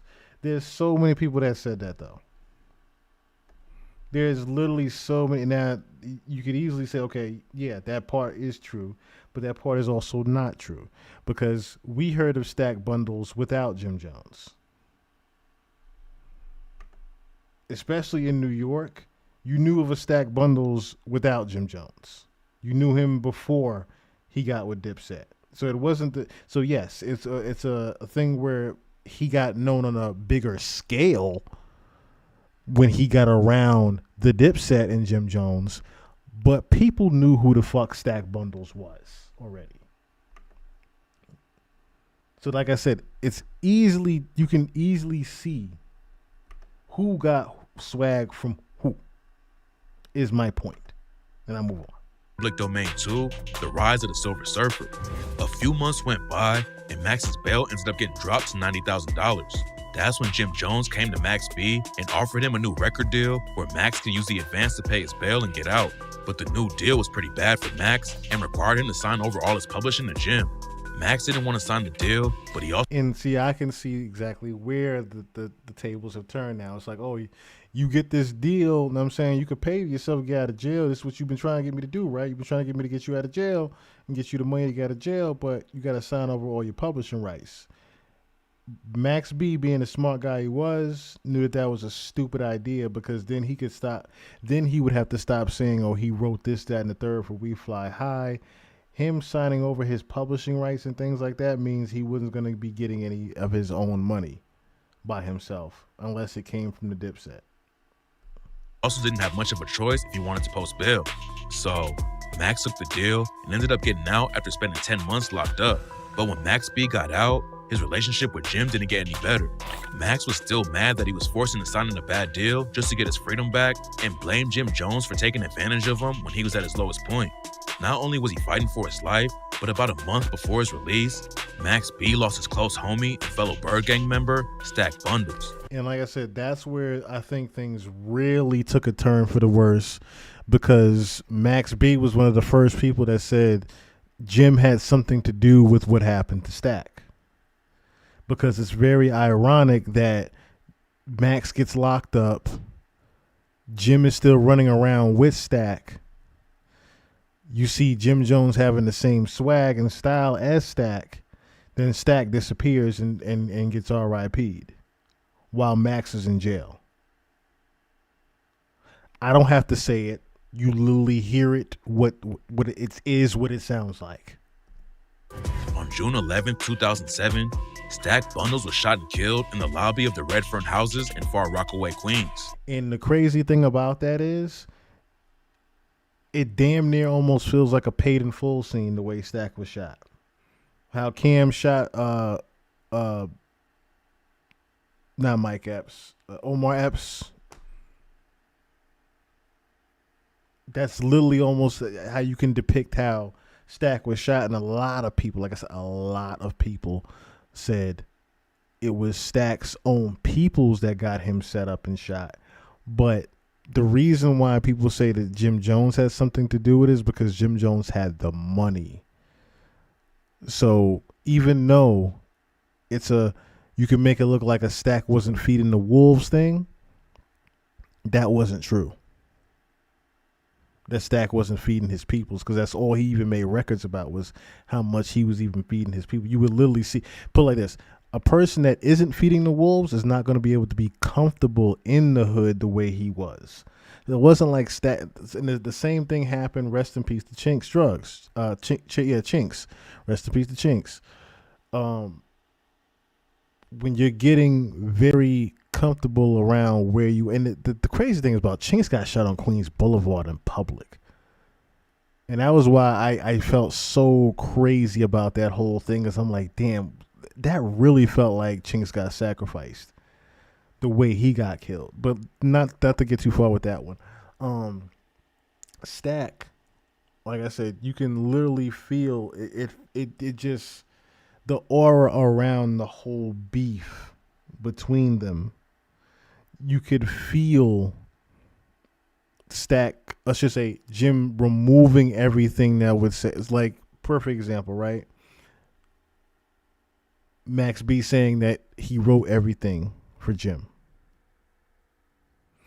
Jim is at a point now where he's saying, yo, if I'm taking all his publishing now, I'm removing the fact that he could say he wrote for me and all this other shit, as well as the nigga that I'm possibly getting my style, the nigga that I'm getting my swag from as far as the dressing. You know, the likeness and things like that. I might have to remove him as well because he's getting more popular than me. That was the aura you got from the Stack and Jim Jones situation, or I should say the whole Stack Bundles death, was that it felt like Jim removed Stack so that Stack wouldn't get bigger than Jim. Because you can easily see from that Weatherman record, Weatherman make it rain, that record right there that was on, I think it was Jim's album. Yeah, Emotionless was on Jim's album. That record right there, that Weatherman record, was about to take Stack to a different plateau. And he was just on the hook of the record. Same thing with We Fly High and Max B. Same exact thing. To where Jim is not the guy on the hook selling the record. And these guys are becoming bigger than Jim. So it feels like I said, what does Jim do? He starts to remove these guys from around him. More and more and more and more and more. One day I hope, and this is why, like I said, I didn't even think about the fact that why Cameron and Mace pulled up on him and said, yo, this, that, and the third, and kept it all love with Max, is because I think they know a little bit something about what was actually going on back then. Max B and Stack Bundles were close right up to his death, and it really affected Max. Jim Jones was working on a new album and wanted Max B to write for him again so he could get another hit. But Max wasn't feeling it and refused to work with Jim, even though he was signed to him. There were also rumors that Jim had a falling out with Cameron and Dipset had broken up, so Max had no reason to be cool with Jim anymore. So Max B distanced himself from Dipset and started his own crew called... See what I mean? See how one thing just led to the other? Jim wasn't cool with Cam no more. And then Max is looking at it like, oh, well, you ain't cool with Cam no more. I don't necessarily need to be cool with you necessarily because we giving you all of your shit. We giving you your whole light. We giving you your whole shine, just us being around you. It's not you yourself shining on your own light. It's you having us around that's giving you the light. Gang Green. Around the same time, Max also started hanging out with another New York rapper who had beef with Jim Jones named French Montana.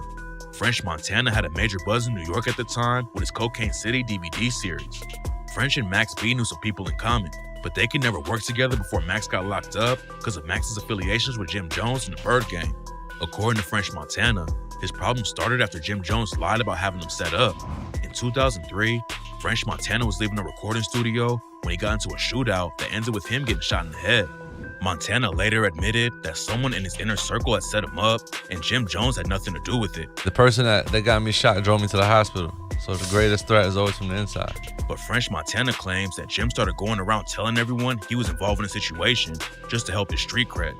Montana clapped back with footage of Jim and the rest of Dipset getting jumped in one of his Cocaine City DVDs. This was one of the craziest times because when this footage dropped, I remember sitting in the basement and we were just analyzing the whole thing from because this is the famous clip where we saw Cameron literally leaving the park. This is Rucker Park here. There was a brawl that happened involving Jim and Cam was there. And how Jim tells the story, make a long story short, is he told Cam to leave while that was happening. And while Cam saw a clean exit to leave, he actually did. He didn't necessarily stay. Now, there's footage, of course, like I said, not to get too harp on it, there's footage, of course, of Dipset brawls and whatnot, and them jumping into crowds and getting things done, or Cameron defending Jim or whatever. But this was one of those shaky things that, of course, made the whole Cameron and Jim Jones beef that was already happening, made it look worse because people started to, again, the crazy thing was ironically, this is around the time that 50 was also starting to beef with Cam. And it looked even crazier that Cam had just left his man Jim to get beat up pretty much. Like he got completely, he got beat the shit out of in Rucker Park. And Cam was just seen on the side just leaving. Then while Dipset was on tour with Bad Boy Records, Jim Jones got into an altercation with one of Biggie Small's homies, C. Gutta. Jim and C. Gutta kept running into each other and getting into small fights. But eventually, it led to a massive brawl at Rucker Park in Harlem between Dipset and Junior Mafia. There was footage of Jim Jones and the rest of Dipset getting beat up and run out of Rucker Park. So, French Montana. Now, I hate how he told that, because it wasn't the rest of Dipset getting beat up at Rucker Park. It was just Jim. It was literally just Jim against like 30 fucking people.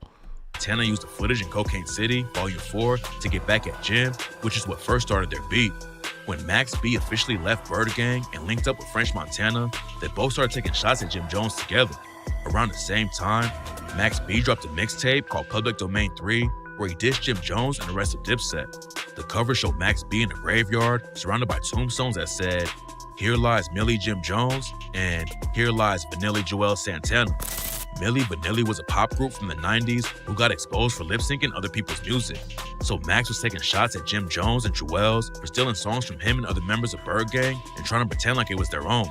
There was also a song on the mixtape called Lip Sing, where Max B took shots at Jim and Joel's rapping. I can't lie. Public Domain was some shit. Like, Max B mixtapes was pretty fire. I told them bitches, come and see me. They be acting like it ain't nothing. I know them niggas need me. I was giving them the loot, but them niggas done blew it.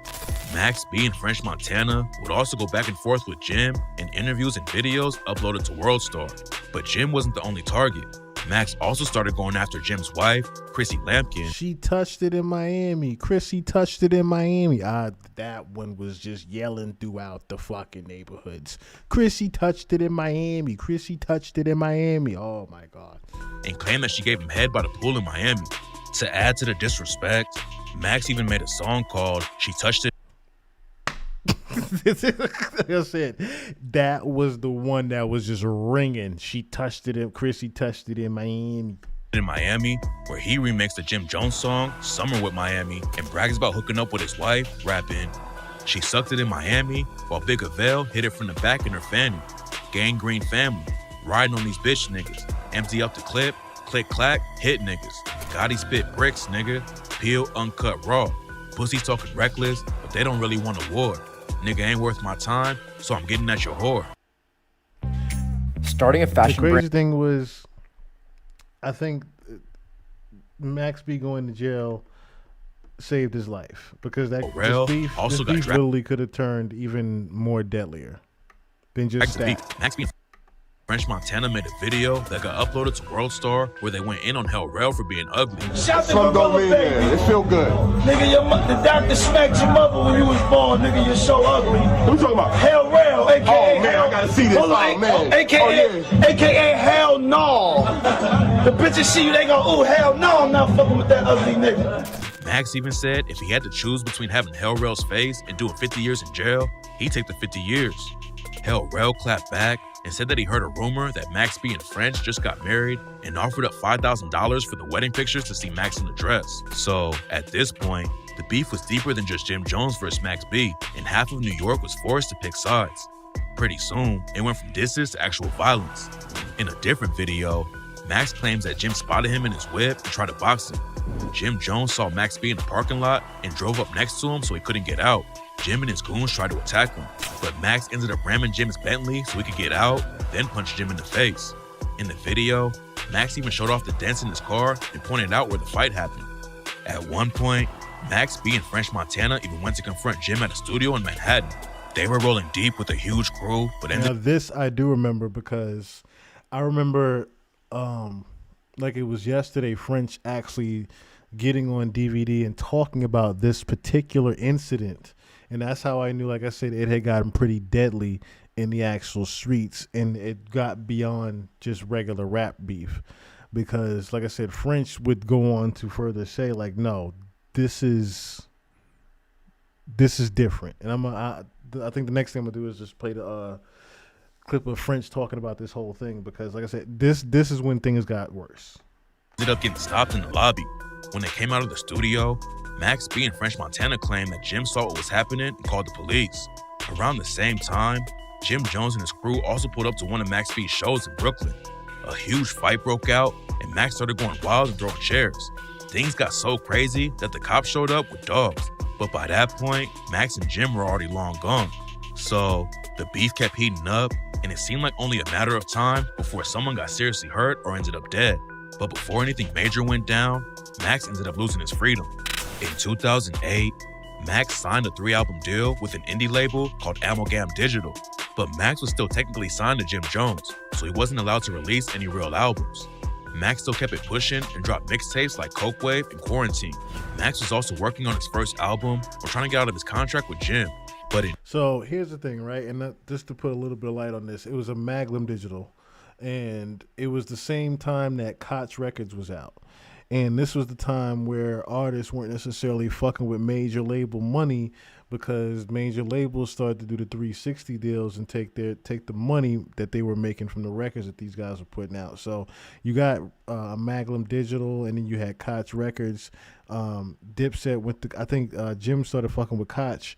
Cam took Dipset to Koch Records and took him away from Def Jam, especially with that whole thing that was going on with Irv Gotti and whatnot. And then Jay had left, but came back as the president of Def Jam. By then, like I said, Dipset had pretty much just washed their hands with Def Jam altogether, and Rockefeller and with the Koch Records.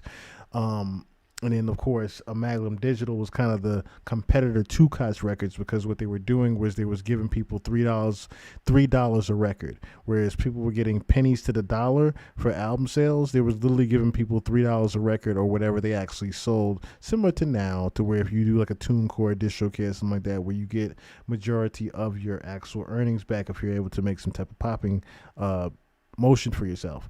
So Amalgam Digital and Koch Records picked these guys up to make extra money, but to help them supposedly make money. I don't want to get too far off on the tangent. Just like I said, just further details into that whole thing. Koch Records and Amalgam Digital literally were, they said that was the graveyards for artists, but it wasn't. It was just a new beginning of new ways to make more money. In June 2009, Max was finally sentenced for the robbery and murder of David Taylor. Max B's ex-girlfriend, Gina Conway, had already pled guilty to armed robbery and manslaughter and agreed to testify against Max and Kelvin Laird-Ham. She blames it all on... I remember that crazy footage, too, of Max B literally riding to the courthouse for the last time that we would ever see him. And he was in all black in the BMW, smoking or whatever, and just playing his music. And that was literally the last time we saw Max for 16 years. On them and said Max had planned the whole thing and that Kelvin was the one who pulled the trigger and killed David Taylor. Max and Kelvin were both found guilty of 9 out of the 11 charges, including felony murder. So even though Max wasn't at the crime scene when the murder happened, he was sentenced to 75 years, while Kelvin Laird-Ham was given life plus 35 years. Like I said, Max was doing football numbers, 75 years. He's lucky to be home in 16. It seemed like everything was over for Max B, but his beef with Jim Jones still didn't end there. Max B won a lawsuit where a judge ruled that Jim Jones no longer had control over Max's music career. So Max was finally able to drop an album. Max B's first studio album, Vigilante Season, finally dropped in March 2011 on Amalgam Digital. Max also scored another win in court after a judge granted him an appeal for his charges, which included a new lawyer and a new trial. In 2013, Max gave an interview from jail where he explained exactly where his beef with Jim Jones all started. Build a website you love. I hate these ads. There's just so many of them. That Bird Gang had a seniority system that was inspired by Dipset. Cameron was the leader of Dipset, so Jim Jones and Joel's were under Cam. So when Jim Jones started Bird Gang, he decided he was the boss and that Max B and the rest of the crew were his workers. Instead of running it like a real crew, Jim Jones wanted everyone else to work for him. But Max felt like he was bringing too much to the table to be treated like that. Max wrote Jim's biggest hit, We Fly High, and a lot of his other popular songs. But Max wasn't getting a fair cut of the profits. Max even claims that when they did shows, Jim Jones would only pay him $300, even though Jim was easily making 10 to 15 raps. On top of that, Jim had a lot of beef in different cities, which Max got dragged into. Jim's ops would come to shows and throw chairs on stage trying to start drama. Max had to stand up to all the goons and ops only for $300. When Max got locked up for the murder, he realized his buzz was going up. But when he came home, Jim still wasn't showing Max any respect. So Max B decided that if Jim wasn't gonna help put him on, he'd have to capitalize on the buzz in a different way, by starting a beef. Max knew rap fans would love it, so he started dissing his former homie. The move worked, and the beef with Jim Jones made him more popular than ever. But while he was locked up, Max was more focused on fighting for his freedom than on continuing the beef with Jim. At first, his appeal was denied, but in 2016, Max caught a lucky break and had his sentence reduced. Max B's legal team argued that his original lawyer, a dude named Gerald Saluti, had a clear conflict of interest when he represented Max in court. Gerald was not only Max's lawyer, but he was also his manager and entertainment lawyer. Max was offered a plea deal for 10 years, but his lawyer Gerald convinced Max to turn the plea deal down and take it to trial. Max B's new legal team argued that the old lawyer Gerald knew that if Max got 10 years, he'd stop making money off his career. But if Max beat the case and came home a legend, he can make Gerald, his lawyer and manager, millions. After reviewing the evidence, a judge agreed to overturn the original conviction. Max was still found guilty and sentenced to 20 years, but he was credited with time served, which meant Max could be home as early as 2025. It seems like his time locked up gave Max a whole new perspective on life. In a DJ Vlad interview from prison, Max said that his beef with Jim Jones was a long time ago and that they... Okay, so... Everybody that's paying to get on the DVD is outside slinging dope. Yeah. So you're like, yo, where you at? I'm coming to film you. Then you get a call like, yo, don't put that out.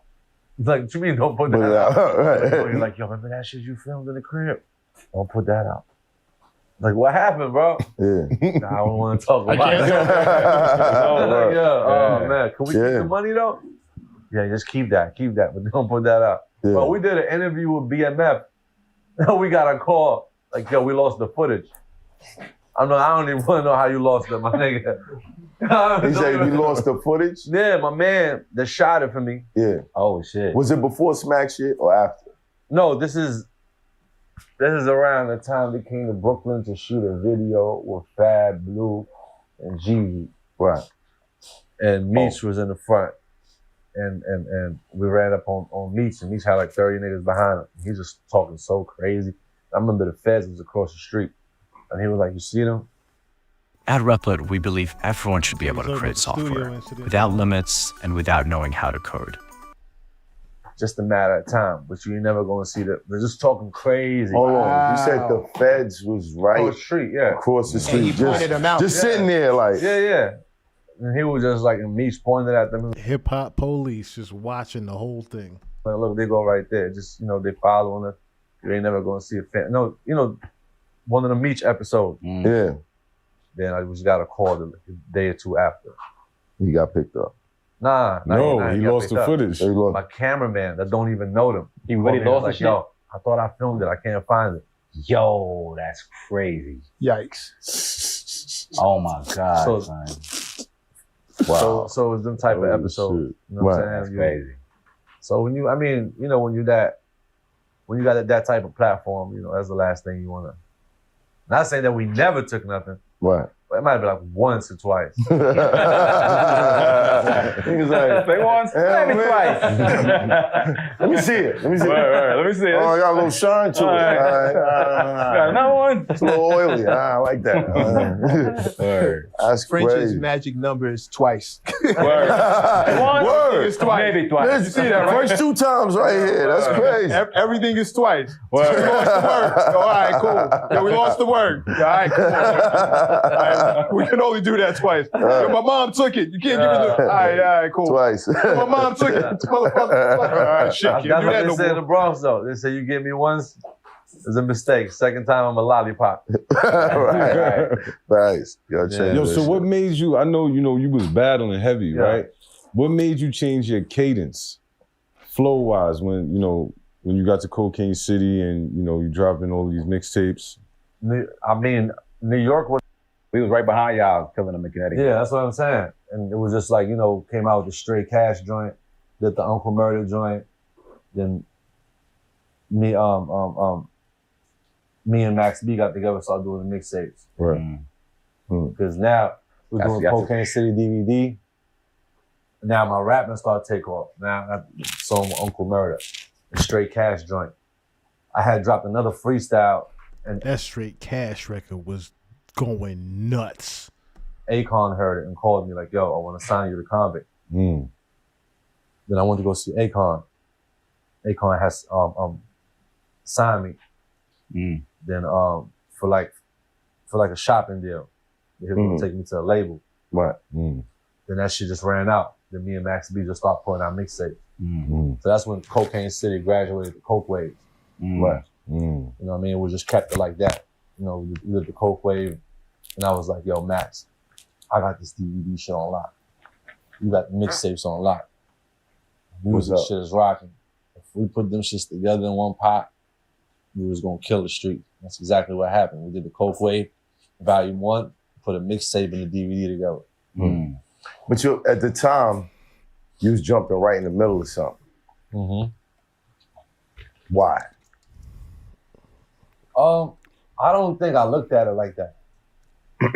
I ain't really look at it like that. I'm confused on how, because Max was wow. I really every other day. How you met Max? Like how did that even happen? Every other day that nigga was like, niggas, you know what I mean? Like, but I think that what had happened with me and Max, I think it was your cousin, right, Kyle, that plugged us? He plugged us. But what had happened was me and Jim already had smoke before that because of Cocaine City DVD. Word? Yeah. So when I got with Max already was beefing with Jim. Then So me and Max got together. it was like, shit. We both beefing with Jim. What to say? Yeah, so that's how it happened. It wasn't like initially. What was it over? Yeah, I didn't even know that. I think that Max and Jim had their thing going on about some paperwork. Jim had him signed, and Max was trying to do his thing. And I guess Jim had spent money on Max. Right. Built him out and gave him a bunch of money. And instead of Max just, you know what I'm saying, like keeping it, you know what I'm saying, keeping it like, you know, out of the DVDs. Out of the public eye. Yeah. Max just felt like Jim wasn't trying to let him out, so he just went on, you know what I mean, and started dissing him. And what was y'all issue with him? So he was doing that on your DVD, you saying? He was doing Max was doing that shit on everything that was recorded. On everything, bro. But why did it was an everyday thing, son. Nah, I remember that. But why did Jim get mad at y'all platform then? I remember that. Because I think that the Rucker, we had showed him some run footage. the Rucker, fighting, when they fighting? had got into it. Junior Mafia. Yeah. But you know us, we were just showing, you know what I'm saying? Whatever happened in the hood, that like banned from TV, like whatever niggas couldn't show, we had to show. That was our thing. Right. So I guess that's when. Nah, hold on. I think I remember that. That was on that. Was somebody narrating at the same time? Lil C's. That was viral before viral was a thing. Yeah, because C's was literally, I do remember that part. C's was narrating and saying, yo, look at Cam over there, look at Cam over there. Because C's was pretty much talking about the whole incident. Remember, it was between Junior Mafia, it was over Biggie's cousin, not cousin, Biggie's homeboy. Biggie's homeboy, and C's was there.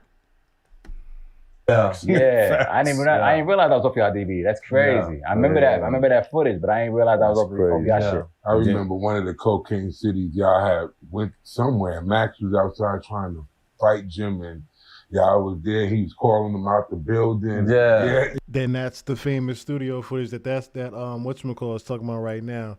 That footage right there of Max literally trying to get Jim out the studio in Manhattan. They were literally posted up outside of the studio that Jim was at. Yeah, I'm like, damn, this is crazy. Yeah. I tried to do this to him. I did this to him. It was on site with Jim. No, it was on site with Jim, and it was on site with him with us. But that's what I'm saying. We was going through real shit. Like it was like, okay, Jim is down there, we riding down there.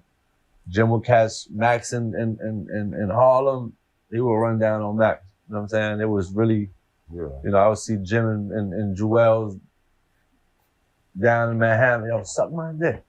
Then in the car, Jim had seen me, stuck my thing. It was back, like it was on. Yeah, y'all was playing champagne. Y'all was having champagne showers, all types of shit. Yeah. Well, I went Fat Joe brought me out.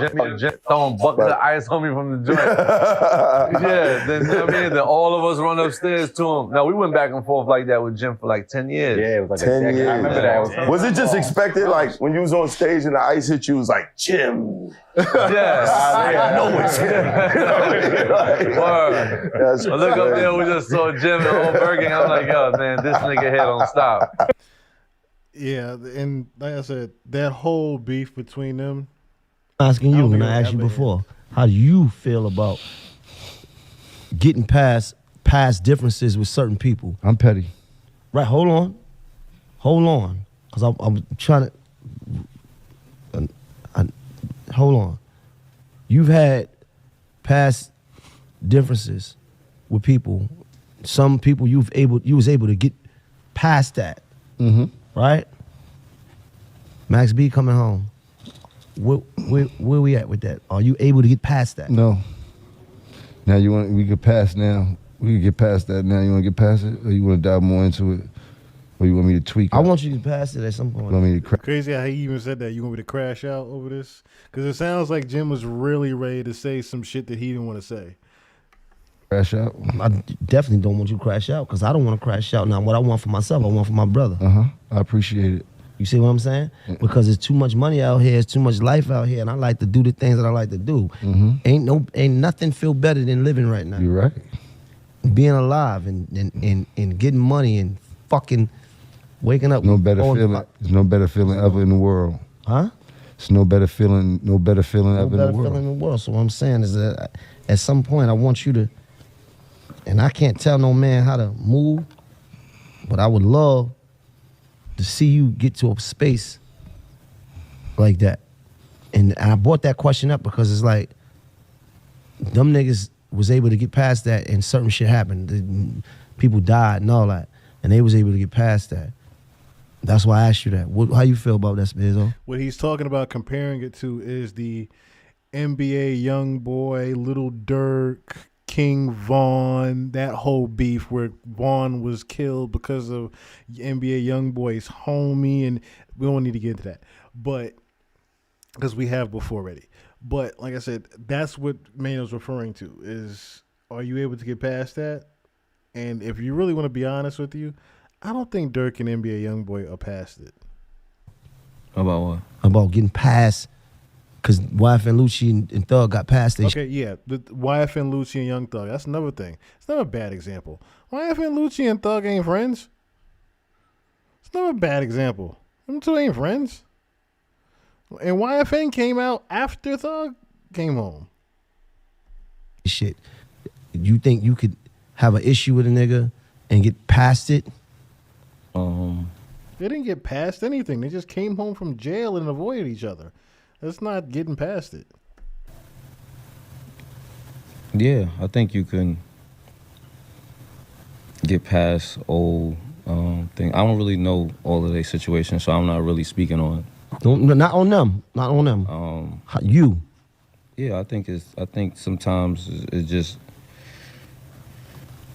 just not serving what you got going right now. So you could, even if you get past it as far as like it's not something that you engage in back and forth, and I think you can move forward. Everybody can exist in their own way. So right. That's how I feel. There's certain people that you're not gonna be, even if y'all were friends, y'all may not be friends anymore. Let's rap about it. I don't think that's cool though. Bad thing, yeah. You can agree to that's not. How I am. I don't. That's all of these situations. I'm gonna speak how I would take it. Like 100%. I don't really know their whole. No, we ain't speaking on them. Or even if I did, I can't speak for them. 100%. I can only speak for how if a situation was. 100%. So I could see me getting past something that's not really. But I also could see me existing where I am, and they exist where they is. And you ain't gotta fuck with them. Right. Yeah, I mean. But you not actively pursuing the issue. I ain't gotta hate you, but I ain't gotta. I don't It's crazy how Dave East is sitting there with that whole thing. I ain't gotta love you neither. But I could I could allow you to exist on your side. I exist on my side. That's it. That's the only space we need to be in. Right. And I'm gonna keep getting money and keep feeding my family and keep doing what I need to do. And you do what it is that you do. Period. Point blank. And I think where it can happen, reconciliation is good for where it can happen. Sometimes it does come back to, but sometimes it doesn't. I think that's cool too. I don't think that's wrong. I think can't force we all have the lives that we live, and sometimes people gonna go. That's just how I feel. I think some people just, you know what I mean? It's just chapters really in your life, and certain people gonna be in it in certain chapters, and sometimes they're not gonna be in it. I say I could tell you this: I may forgive, I don't forget, and even if I forgive, I'm not here to make anybody feel comfortable. Mm-hmm. But that's okay, right? You don't gotta forget. You don't have to forget, right? I mean, wars sometimes have to happen. But then at some point, after the war, then we get to like a understanding. I think everybody wants everybody to be cool, but they don't have to always live. cool. They didn't live through what happened. Right. So sometimes what happens does affect you or changes the relationship, and that's why I said it's cool. I'm not saying it's cool not to be cool with people. I'm just saying that if you wasn't in live that through it, and then right, like I like you can't tell me that you didn't go through that. You didn't go through that betrayal. You didn't go through that backdoor. You didn't go through that breakup. And listen to this. Tell me just listen. Like Fab was saying, everybody got their own thing. We all human. We all go by our own vibration, right? Just because someone else figured their situation out, it came to that point in the road where it was time for them to do that, don't mean that everybody should be subjected to doing that because people seeing that and because of whatever the severity they may be going through and shit like that. You don't know how severe it may be to a person. Jim heal on his own personally. 100%. No, I agree. I agree with him. But when I'm just saying. You think Jim is healed yet? No, sometimes it needs a little bit more healing. Yeah. Sometimes you need more band-aids, no more, you need more bandages. I think some shit can be healed, some shit can't. I understand that more than a lot of people, though. Some shit ain't no coming back from it. And then some shit is like, we ain't never coming back from it. So you forgiven everybody that you have a problem with? I ain't said nothing about forgiving. Fuck you asking me about who or why the fuck would I forgive anything about it? Let's talk about it. I ain't talking about forgiveness. Jim is ready to crash out. I ain't talking about. You talking about coexisting? I'm talking about you do what you do, and I do what I do. How about this? Why the fuck? I don't give a fuck about what nobody do. I don't care about none of that. I'm just doing me anyway. There you go. Yo, you worry about that shit. All I'm talking about is actively pursuing a nigga, actively pursuing an issue. I'm not actively pursuing nothing but this money. Now we talking. Now I would be a silly fool to be like I'm actively pursuing anything but what I got going on. You heard? Period. But besides That's what that, I'm talking about. I'm heavy on the petty rally, petty tender grass. But he went right back to it, and that's what I get. What Mano is trying to do, he's trying to get him to say, "Hey, if I see Max B in the club, I'm not going to do anything." I don't necessarily think that's going to be a scenario. You heard? I'm not talking about no forgiveness. No forgiveness. Petty odd night, bro. I'm petty. Nothing wrong with being a little petty, but petty cure. You got it. Yeah, he not here. Definitely not here. Understand? Yeah, still. We gotta let him. He's still in the heal on hospital. his time. Still in the hospital. Yeah, it's on his time. But the thing is this. He'll get there. Listen, what I want you to understand. There's a difference between forgiving, forgetting, all that shit. I ain't talking about no forgiveness. I ain't talking about no forgiveness. I'm talking about, listen, nigga, you over there, I'm over here. That's it. I'm not even having no conversation. We ain't gotta have no conversation. But that's just the understanding. Sometimes the understanding is not even a conversation. It's just that I ain't even on you. Pause. I'm not even thinking about you. I'm not even, you don't even exist in my mind. That's it. That's it. Whoop-de-doo. So yeah, finally got to dive into. This is old as hell. Finally got to dive into what happened necessarily between the two. I should say. I'm glad I finally got into that. What time is it now? Damn, it's almost 3 o'clock in the morning, and a nigga got to go to work. That's why I hate working on weekends. I cannot wait till I get my Friday, Saturday off in January. I'm trying to manifest it. Y'all. Trying to manifest it. All right. Hopefully it does happen. If you have SNAP or Medicaid. I don't have SNAP or Medicaid. Anyway. That's gonna be it for the kid right now. I do love y'all, and I love y'all for tuning in. The people that came in tonight. Shout out to Simba Negus, Amina D, straight from DC, the Mind's Eye. Thank y'all for tuning in once again. Until next time. Love all y'all. Love yourselves and love your loved ones and love people that love you. Don't hold no grudges, because them same grudges can take control and have a hold over you more than you have a hold over them. You know what I mean? People are 50 years old still holding under them grudges and they don't need to. Live life and try to stay healthy. Till next time, peace.